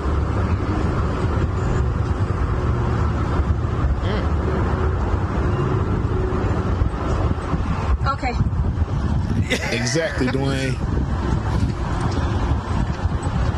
And the crossbred. Arrow white Latinos, come on now. You understand I'm waiting, right? Anthony, you're right. Then let's fix this. We'll wait until the police agree. You said it yourself. What will happen when you're wrong? What happens? What do I get? Just an apology? Sure. That's not good enough. No, we're staying here until you give me my phone because it marks that you're here. I don't have a phone. No. Ma'am, you're really crazy. You're following me now. Now I am. That's good. Because that phone has sorry is not good enough. A sorry person isn't good enough for me. Now you're shit, and now I am accusing you. You said you were staying here because you have nothing to rebut. You're accusing me. So let's go ahead and Thank you. Let's pull it here. We have two more clips of this. This is just part 1 and part 2. All right. So from what I can gather, because this just happened apparently this week. This is a woman who is accusing a black man of stealing her son's phone outside of a Walmart, and he said, did I hear correctly? He said he actually went as far as showing this woman his ID. And so he went through what was necessary to assuage her angst, but it was not enough. Now, we could talk about why she had that angst in the first place. It's rooted in Karenism. I get it. But did I hear him correctly? Why did that brother have to go through all that just to clear his name for something that he did not do? And I know the answer is America, but damn. George, I was about to say, are you surprised? Go ahead, Ben? Go ahead, James. No, I was going to say, are you surprised? Because you said this just happened last week. No, Brother Ben, this happened last month, 2 months ago, 3 months ago, 4 months ago, last year, year before that, year after that. This is going to happen always, because there was another situation where Karen accused a young black man, a 14-year-old, of stealing her phone. And it's the same situation played out. Same exact situation. And these things, these aren't little things, because, Sister Georgia, you've covered these stories too many times. These types of things lead to the death of black people. Yeah. I mean, when you are making an accusation and you have this conviction and you're just so certain that a person has stole something from you, and you have no evidence of that, what is it that's driving that conviction? Right. And so when folks can start to answer that question, then we can begin to see why Karenism is spewing over into the Latina community. And we've talked about this, the anti-blackness that exists across all cultures, the racial profiling, the stereotyping, how these things have started to perpetuate across all cultures, essentially. And so, yeah, James, this definitely made me think about the 14-year-old boy at the hotel who was attacked, assaulted, falsely accused of stealing a woman's phone when her Uber driver came and returned it. And so she was wrong. The boy didn't even have the phone.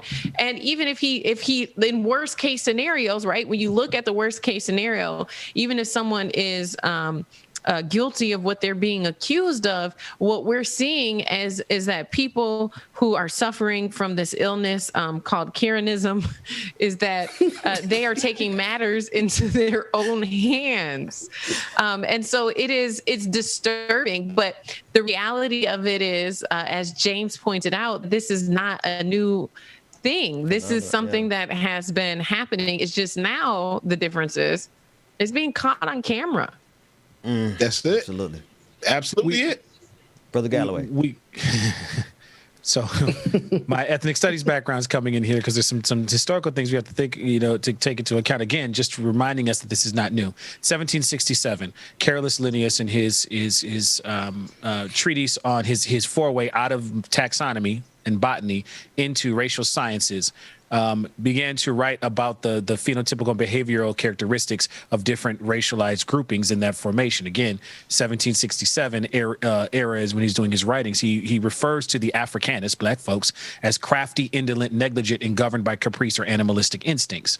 So this is the backbone of which many of our stereotypes begin to form and colonize as an explanation of what we were already doing.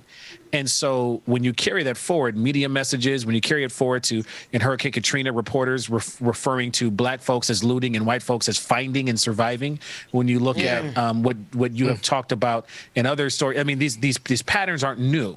And so to brother's point earlier about this not new, this happened a month ago, this happened a week ago, this has been happening for years, and we are it's so there's nothing new and surprising about it.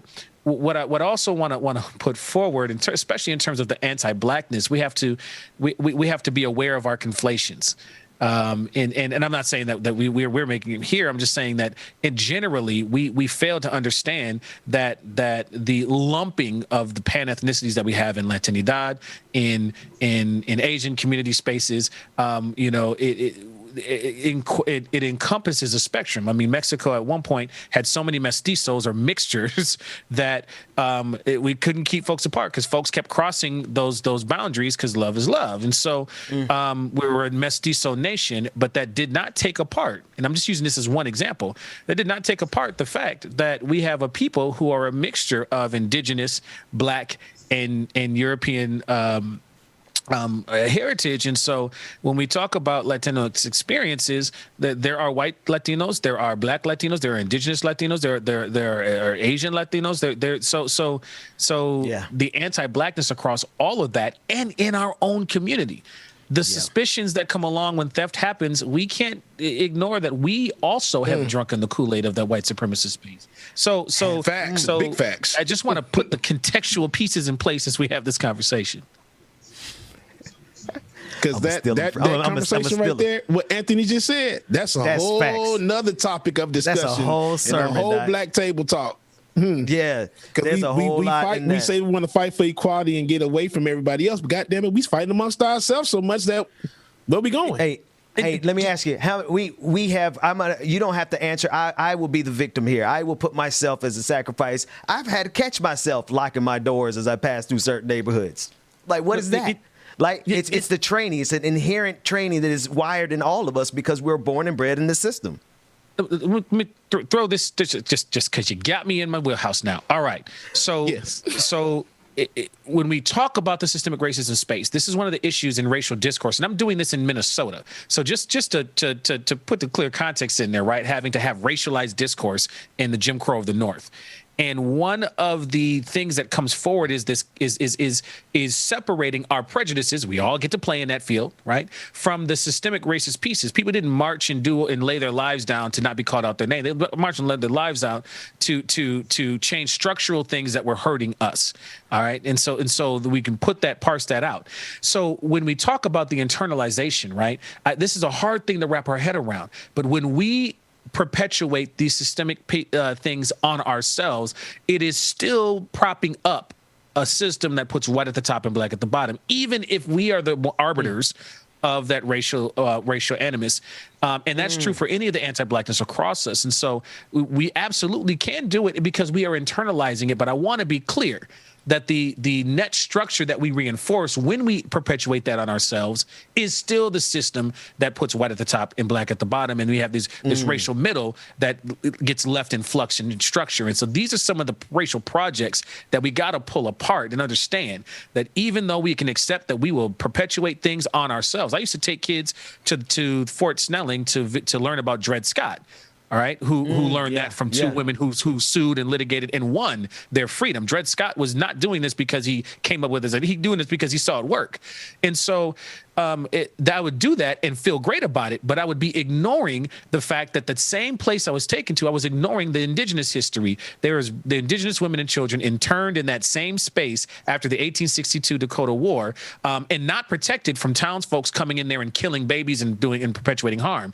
That is also the site of the sacred origin story of the Dakota people, who are the first people of this land. So I myself, in trying to uphold and teach about my people's history, was ignoring the deep history of the folks that were there and had to go back and adjust and learn from that. Again, my ignorance and marginalization of indigenous people in that act was still propping up a system that was propagating and pushing forward the invisibility of indigenous peoples. So even when we focus it on and perpetuate it on ourselves, we are still upholding the same structure.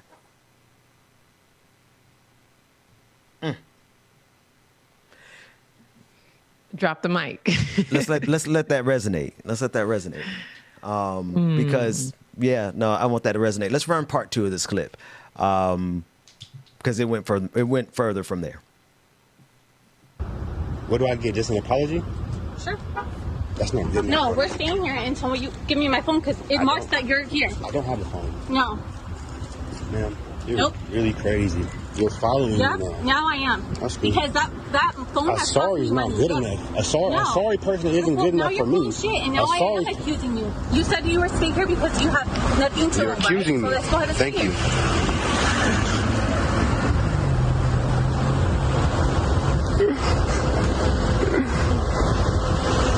Here, come on. We can walk back up to the front. There's too many cars passing. No problem at all. Now you see me, right? Everybody know me. I'm definitely pressing charges. It's racially profile. You gotta see it on camera yourself.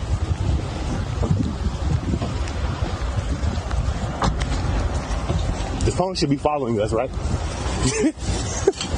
She right on. Right? I mean, she is right on his shoulder. I haven't even got to my car yet. So if I stole the phone, it'd be in my pocket, right? She's not smart enough to know that. But that's why she's going to be charged back there. I'm going to let you know, see you lady. Because my wife will be dealing with you. How you doing, ma'am? How you doing? She accused me of stealing a phone, ma'am. She ran after me. First thing that happened in the store, ma'am. It was kind of vibing when I guess she lost his phone because I heard her say, "Where's your phone?" I seen the little boy walk over and punch her, ma'am. I'm looking for blinds for my family in my house. I go to my car, ma'am. She runs after me. I'm recording right now, just so you know. She runs after me. Well, this is for my safety. She runs after me.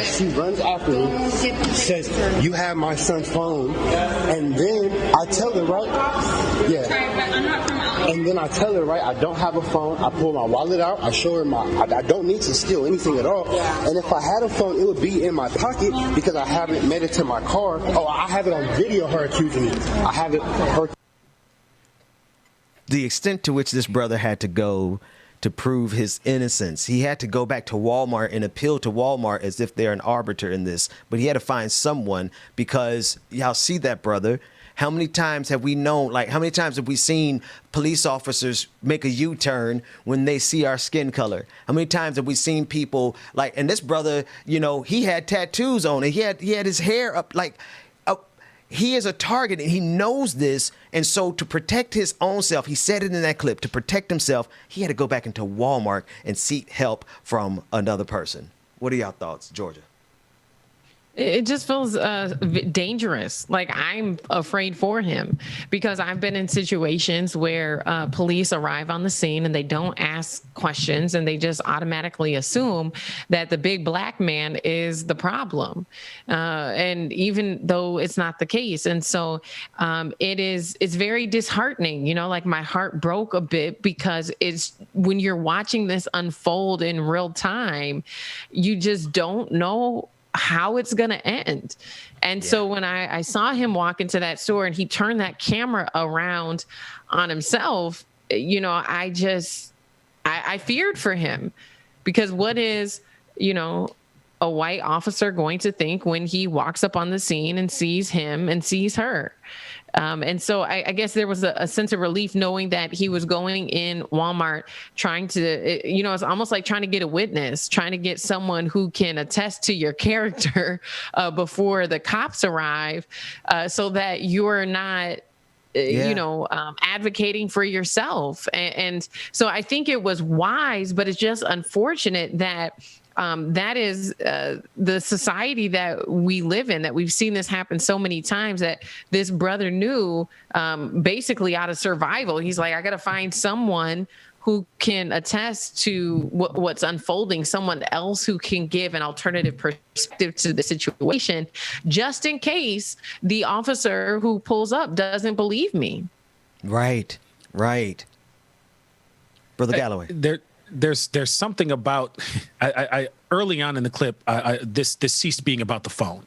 That's the sense that I get early on, because there is something that I have seen play out routinely, and that is I catch myself playing into a pattern that I actually am aware of, whether I'm conscious of that or not.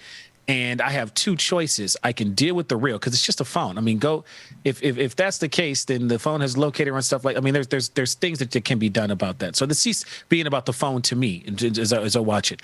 But there's a concept that a local pastor and really amazing thinker about that, D. McIntosh, taught to me in a seminary class around ontological shame, right? This idea that when a shame response comes in there, and I feel that, I have two choices. I can dive through and walk through the hard part, or I can create a reality in which that shame is not felt.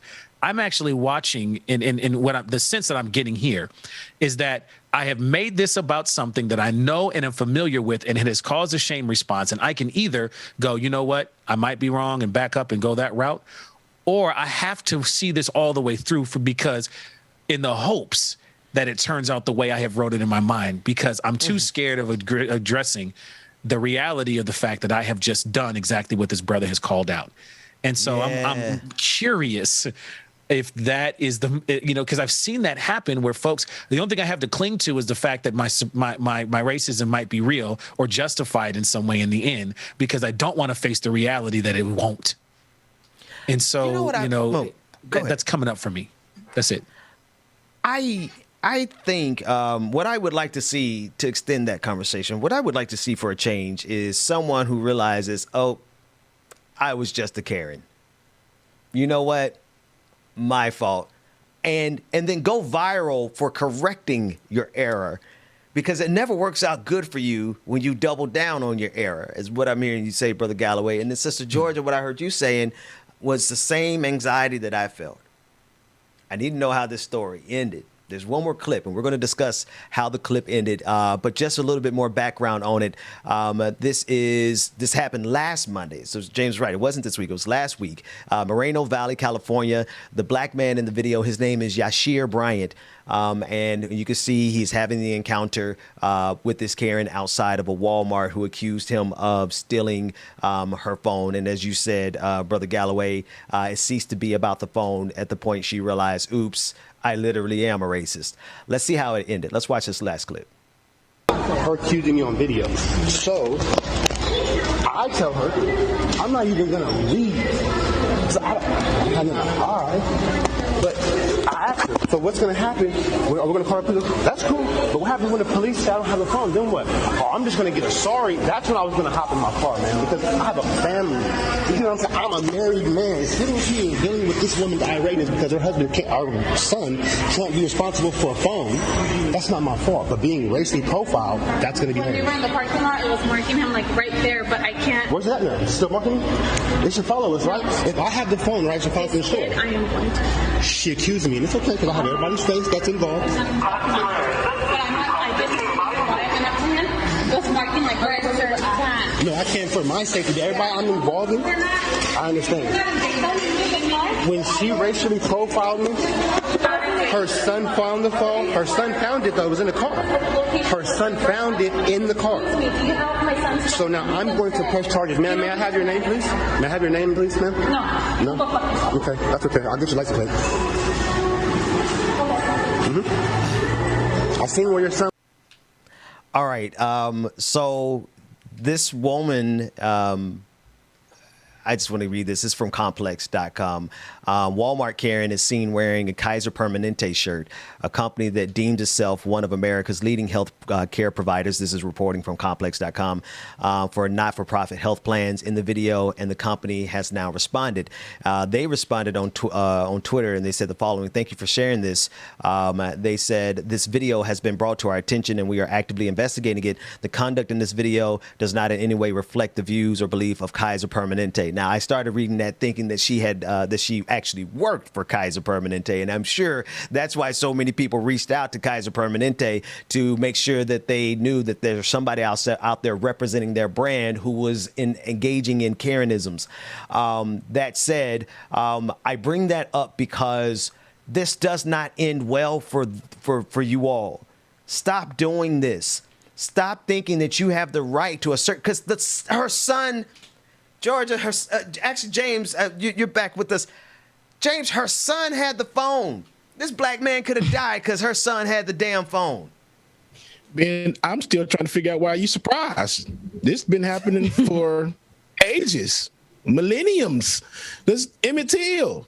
Every situation that involves a black town getting eradicated or taken out is because a white woman shed some tears saying she got raped, assaulted, or something else, or somebody stole something from her. It happens all the time. I'm not at all a bit surprised by this. I'm not even surprised that she didn't offer no apology or anything. And it's bad that we have to feel that way, but it's the truth. Not surprised at all. There's probably some shit happening right now that's going to end up on the internet tomorrow. Georgia. You know, it's sad. And I think also, you know, there is something that's transpired where, and like an uprising of people who feel like they can just take matters into their own hands. Like Anthony pointed out, like, this is just a phone. Most of us have insurance plans on our phone at this point. Most of us have, if it's an iPhone, like Find My iPhone, there's certain technologies. There's all these different things in place that could be more productive in terms of actually finding the phone than accusing someone of having it. And so this culture of I'm just going to take matters into my own hand, almost like citizen's arrest, right? It makes me think about Zimmerman, who accused Trayvon Martin of being suspicious, you know, and took matters into his own hand. And so anytime that there's this accusation without actually going through the process to prove that the accusation is true, and someone, just a plain citizen, taking matters into their own hand to, you know, try to fix it, solve it, you know, whatever, it becomes dangerous. And then it like, what does that evolve into?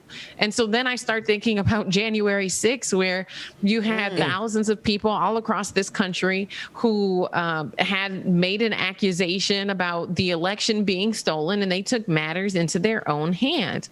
And so I'm looking at this as a very specific character trait, and I know that we're dubbing it as, you know, Karenism, right? Because here's a woman and she's making these accusations and being aggressive and hostile, and they're false accusations at that. But I think that it is a trait, it is a behavior, it is a pattern that we're seeing that's transcending just women making these accusations about Black men. I mean, you said it, Ms. Georgia. Yes, you did. I want to. I giggled when she ran. Not she ran. I'm being facetious, but at the end, when it came time to eat crow, when it came time to turn around and say, you know what, here's me.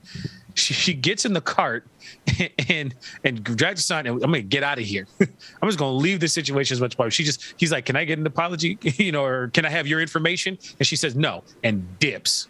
Right, gets out of there. Boom. Right, he ain't even. You know, she gotta go get that 20% off because I need some retail therapy. I think there's a couple of things that are just.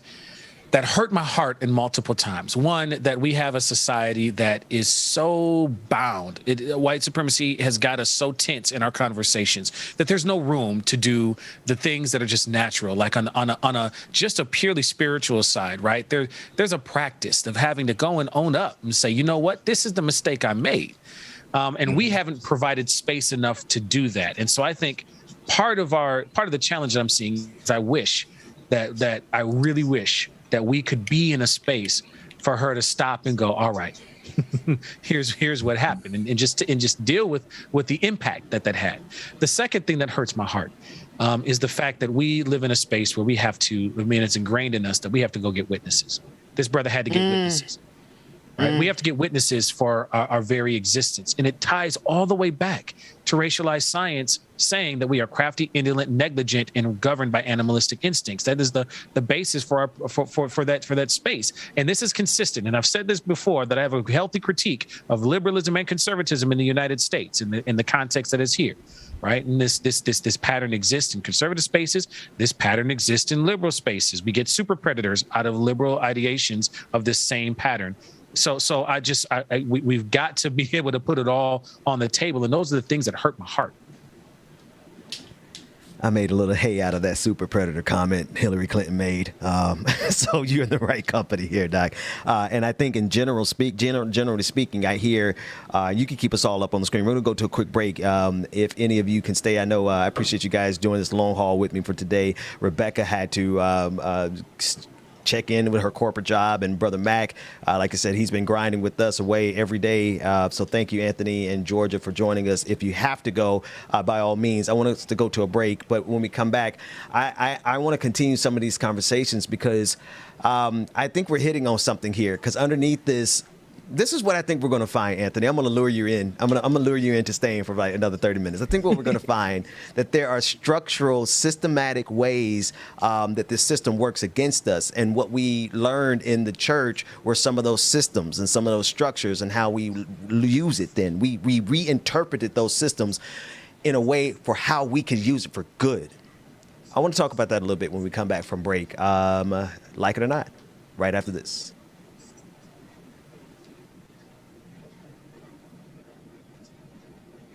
All right, y'all.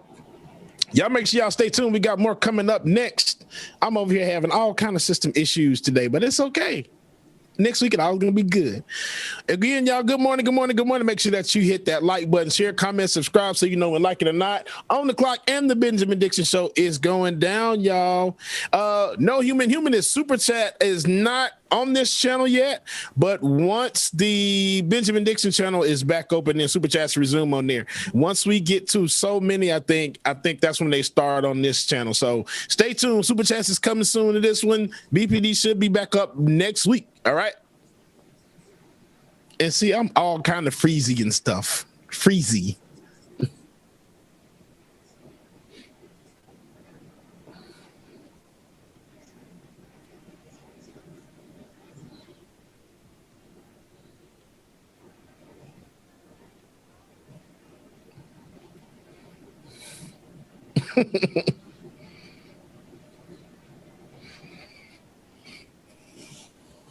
Huh?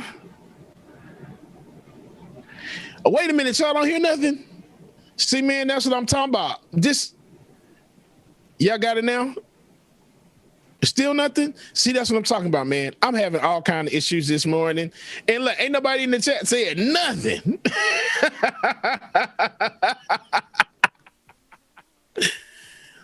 The beat of my own drum. Yeah, I'm not getting no sound coming through at all. I'm sorry, y'all. I love y'all. I mean it.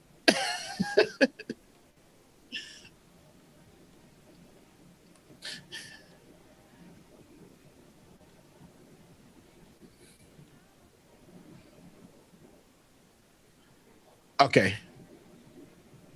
These are the joys of traveling, y'all.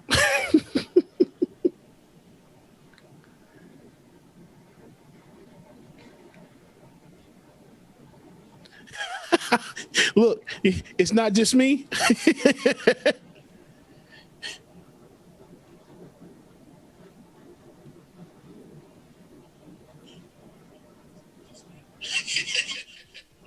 Okay, they do hear me. Okay, good. Okay, y'all want me to sing y'all? Okay, cool.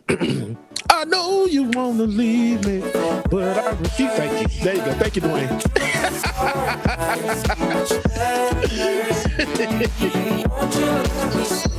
Okay.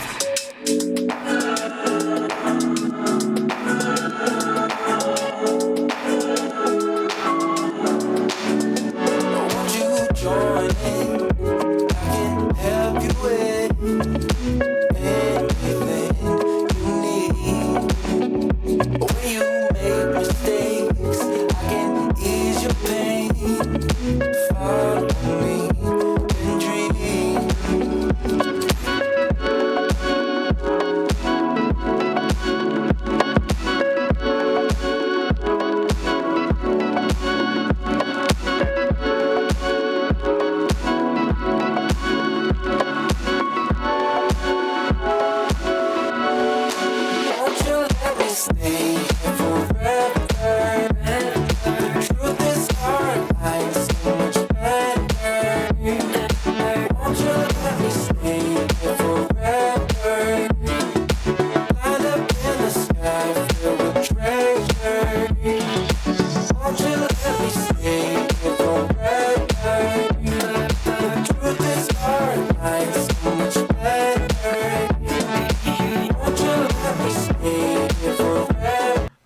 Welcome back. Welcome back. Welcome back. I want to. I did my best to get Anthony to stick around, but he had commitments that he had to get to. So I want to thank that brother again for spending so much time as he did with us this morning in Georgia.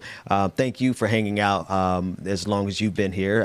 Thank you for all that you're doing with us, and thank you for introducing us to Anthony. Cool dude. Really, really sharp insight, and I love you. You know, I always love a preacher with a good, theological underpinning. That boy is well studied, so thank you for bringing him into our circle. Absolutely. Yeah, I have a special guest on the line, but I'm not going to introduce this guest because it's not for me to introduce. This is not my place to do this introduction. Now, she has been on our show before, and she's actually been on our show for one of our patron parties. And if you want to get access to that, patreon.com/like it or not, and patreon.com/the BPD show. In fact, we're just going to create this an entire community. If you're supporting any of our content, we want to start inviting all of you. If you're a supporter of Georgia's content, if you're a patron for her, then we want you to have access to some of these same patron parties. Like Georgia, we haven't talked about it at all, but I mean, it's a perk and people love it. And we had Mama Gwen.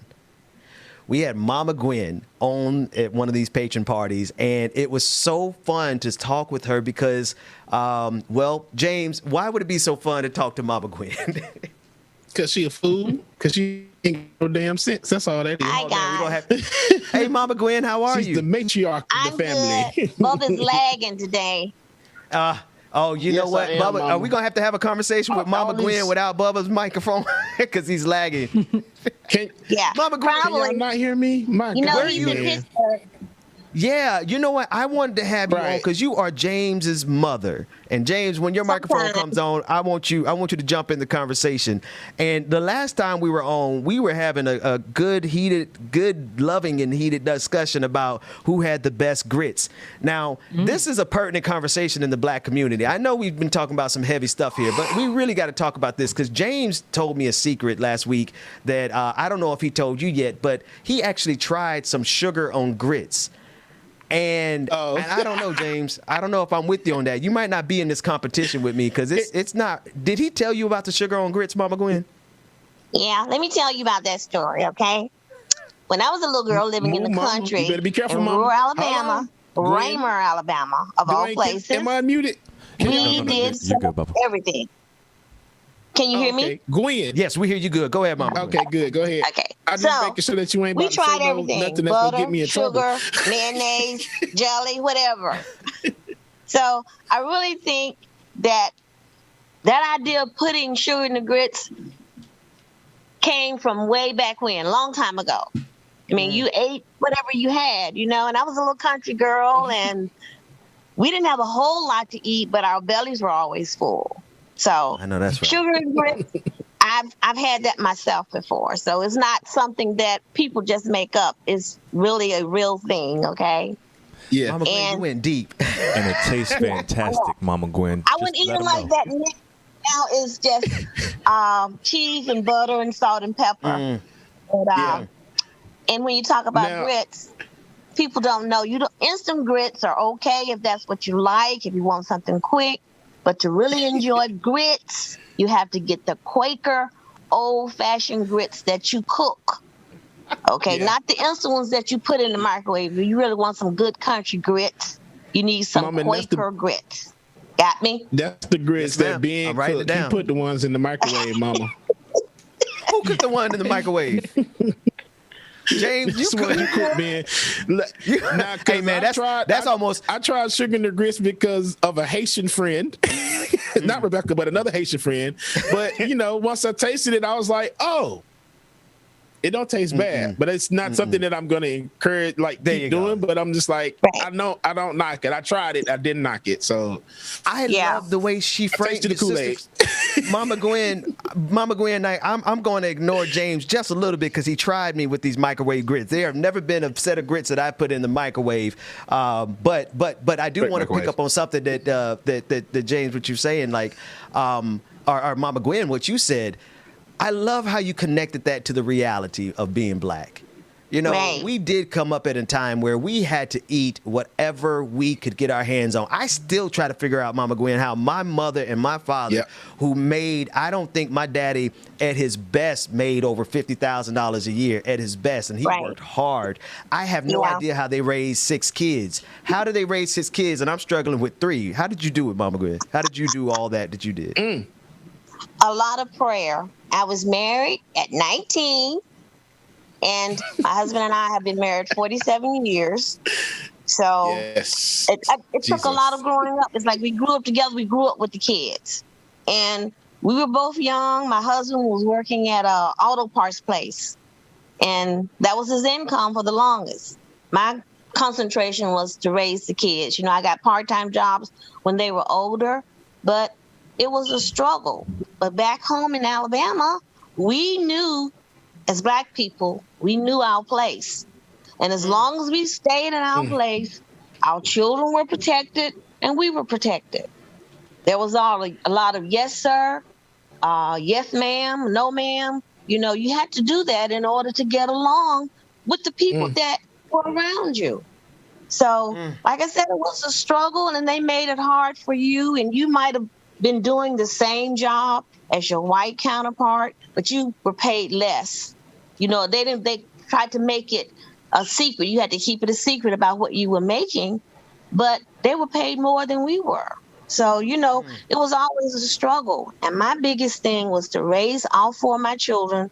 It was always my goal to make sure that they went to college. So they would have what they needed, you know, to be successful. And, you know, never knowing that the white man would make it hard, you know, for them to be what they wanted to be. Even getting all the education in the world still can't amount to, you know, what they've done to us as far as trying to keep us back. It's like they're afraid of us being successful. They don't want us to be in the same places that they are. So, like I said, it was hard, but we made it. And it's paying off because my children make sure I have everything I want. Amen. They try to anyway. So, and everything I need. That's beautiful. It's a blessing. Mama Gwen, I'm curious to know, because I feel like some people might say that, you know, those were things that we endured in the past, but others feel like some of those same sentiments exist today. Do you feel like our country has made progress, or are some of those dynamics, like you said, yes, sir, no, sir, just to get along? Does that culture still exist in America, or have we moved past that? Well, I think it depends a lot on where you live. I think if you still live in rural areas where that race is more predominant, I think people still feel a lot of that, you know, and I feel things have gotten worse. Back in the 70s, boy, we thought we were hip and things were changing and, you know, Black people were free. We could finally go to the same schools, you know, as the white people. And we thought we were doing great. But it's like now we're reverting. I used to be afraid for my kids to be in certain areas. I didn't want to live in certain areas because if you moved to a white neighborhood and you were Black, you got targeted. So I didn't mind staying in my own neighborhood. I was perfectly happy with that. So today, now I'm afraid when my Black sons go out, or even my daughters, because you don't know what to expect. And we're in these counties in Georgia, and some of them are still just as backwards as they can be.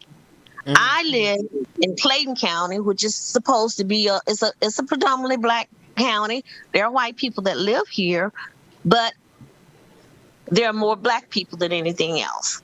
But it's fine with us. They talk about crime. We don't have what they say we have over here. We have nice houses just like everybody else. Yeah. So, you know, in Henry County, my son and my other daughter live in Henry County.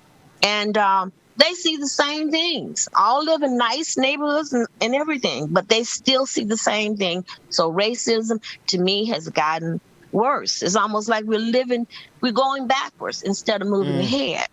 You know, we have to fight harder to be successful, you know, just to have the things that, you know, we want to have or live in a decent house or have a decent income. And it's not like we're trying to take anything from anybody. We just want equal.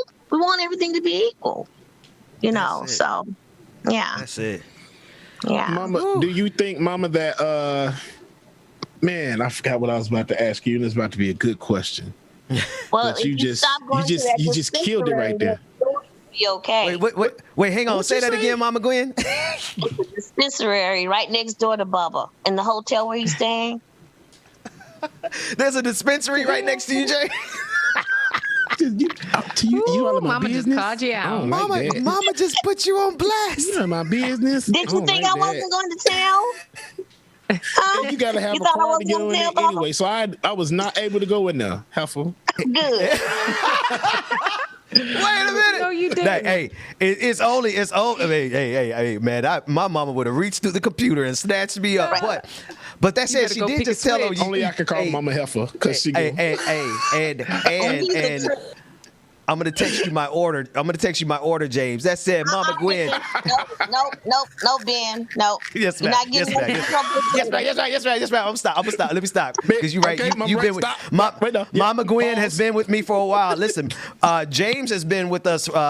James, you've been DJing with us for over a year. So Mama Gwen has been here like almost every episode that she can, and so she's seen the ups and downs. So Mama Gwen, don't say nothing else. You're right. I'm a hush. Okay. I'm a hush my mouth because you know too much. Mama Gwen. That's right. You will be good. Okay? Oh shit. But I did want to say, Ben and Dwayne and Rebecca and George and all your guests, Bubba, you all do such a great job. And I'm so proud of what you're doing because you bring the voice to the people that really don't have a voice. So you're doing great work. Keep up the good work. Even me, I don't get out as much. I'm a little older now and I don't get out like I used to. But I'm very interested in what's going on. And I want to make as much of a difference as I can, in my community. So you all keep up the good work and don't give up. Mama Gwen, thank you so much. And with your permission, and James, obviously with your permission, man, because this is your Baba, I would love to have you come back and talk with us from time to time because there ain't nothing like growing up with a black mama who can tell you to get your butt in before the street lights come on, or a black daddy who can tighten you up with just that look. You know what I mean? So thank you so much for those words. That really means a lot. Yeah. And thank you for this knucklehead James, who will be laying it down on the 1 and 2s for us. Thank you also to all those people out there in the chat room that say hello and send me their love. I love you all just as much. And I hope one day we can all get together and have a nice big black barbecue. That's it. We're going to have us a family with reunion. That's what we're going to do. With some invitees. Right. We got some regular people that could be invited. That would be awesome. As long as Ben ain't making the Kool-Aid, I'm there. As long as Ben ain't making the Kool-Aid, Dwayne. Look, listen. We're going to have some grits, okay? I will make the grits. I will not make the Kool-Aid because I am anti-sugar. I had to learn how to be anti-sugar as I got older. And so, yes, do not put me on Kool-Aid duty, but you can put me on, I'll move up to fries. I'll move up from mopping to fries, and then I'll move up to grits. For anybody who knows that reference, you put it in the chat room. That's all I got for today. James, Mama Gwen, thank you so much. Georgia, Fort, thank you for hanging out so long with us. Rebecca, we're going to get you out of there. Don't worry. Brother Mac, get you some rest. You've been grinding. Dwayne, David will be back next week. Can everybody just thank the gods, the universe? I've been producing all week long. And James was about to quit because I wasn't producing his story because David normally does it, and David is out of town. So I would be so glad when my dude David is back on Monday. I was so mad at David. I was like, David asked, "Are you pulling none of my stories?" This MFer, and then come find out I was being punk ass. Like, you bald headed, big headed. Amen. At the punk listen. Only people who can talk to me like that are people who march with me at Bethune-Cookman College, man. Listen, Mama Gwen, James, Dwayne, David, Rebecca, Georgia, Carl, Dr. Carl Mack, everybody who makes this show possible. Y'all, I am extremely proud of the work that we do here. Mama Gwen, you've been with us through some exciting times, some ups and downs. This last year has been extremely eventful, and so I'm glad that you could be a testimony to that. And that's all I've got. Georgia, do you have anything else you want to say before we get out of here? Because I'm going to turn it over to Have DJ a good Exclusive. Weekend. There it Have is. a good Georgia weekend. says she Turn got up. Bye, Georgia. George said, let's say bye. We can get out. We'll see y'all later. Right. Take care, everybody. I can't even play music Bye. because my system acting so Mama stupid. Gwen. I don't know what's going on. Bye, baby. Oh, well, Dwayne, throw us some Love music y'all, on. mean We're going to it. get out of here. Have a great weekend, everybody. We'll see you Monday. But I'm still fly. Bye, y'all. I'm still fly. I know. I'm still fly. I'm still fly. Let's go. It could all be worse. I could be a hater like you. It could all be worse. Clothes to make the man, but that poison's gonna kill you. From the inside out. It's time to say it with your chest now. Say it with your chest now. I'm young, I'm free. Can't nobody take me here and now. It's my time to run it out. It's my time. It's my time. It's my time to ride it. I'm young, I'm free. Can't nobody take me here and now. It's my time to run it out. It's my time. It's my time. It's my time to ride it out. It's your time. Oh, if you're on the bus, say yeah. Yeah. If you're on the train, say yeah. Yeah. If you gotta walk, say yeah. Yeah. Everybody's going somewhere.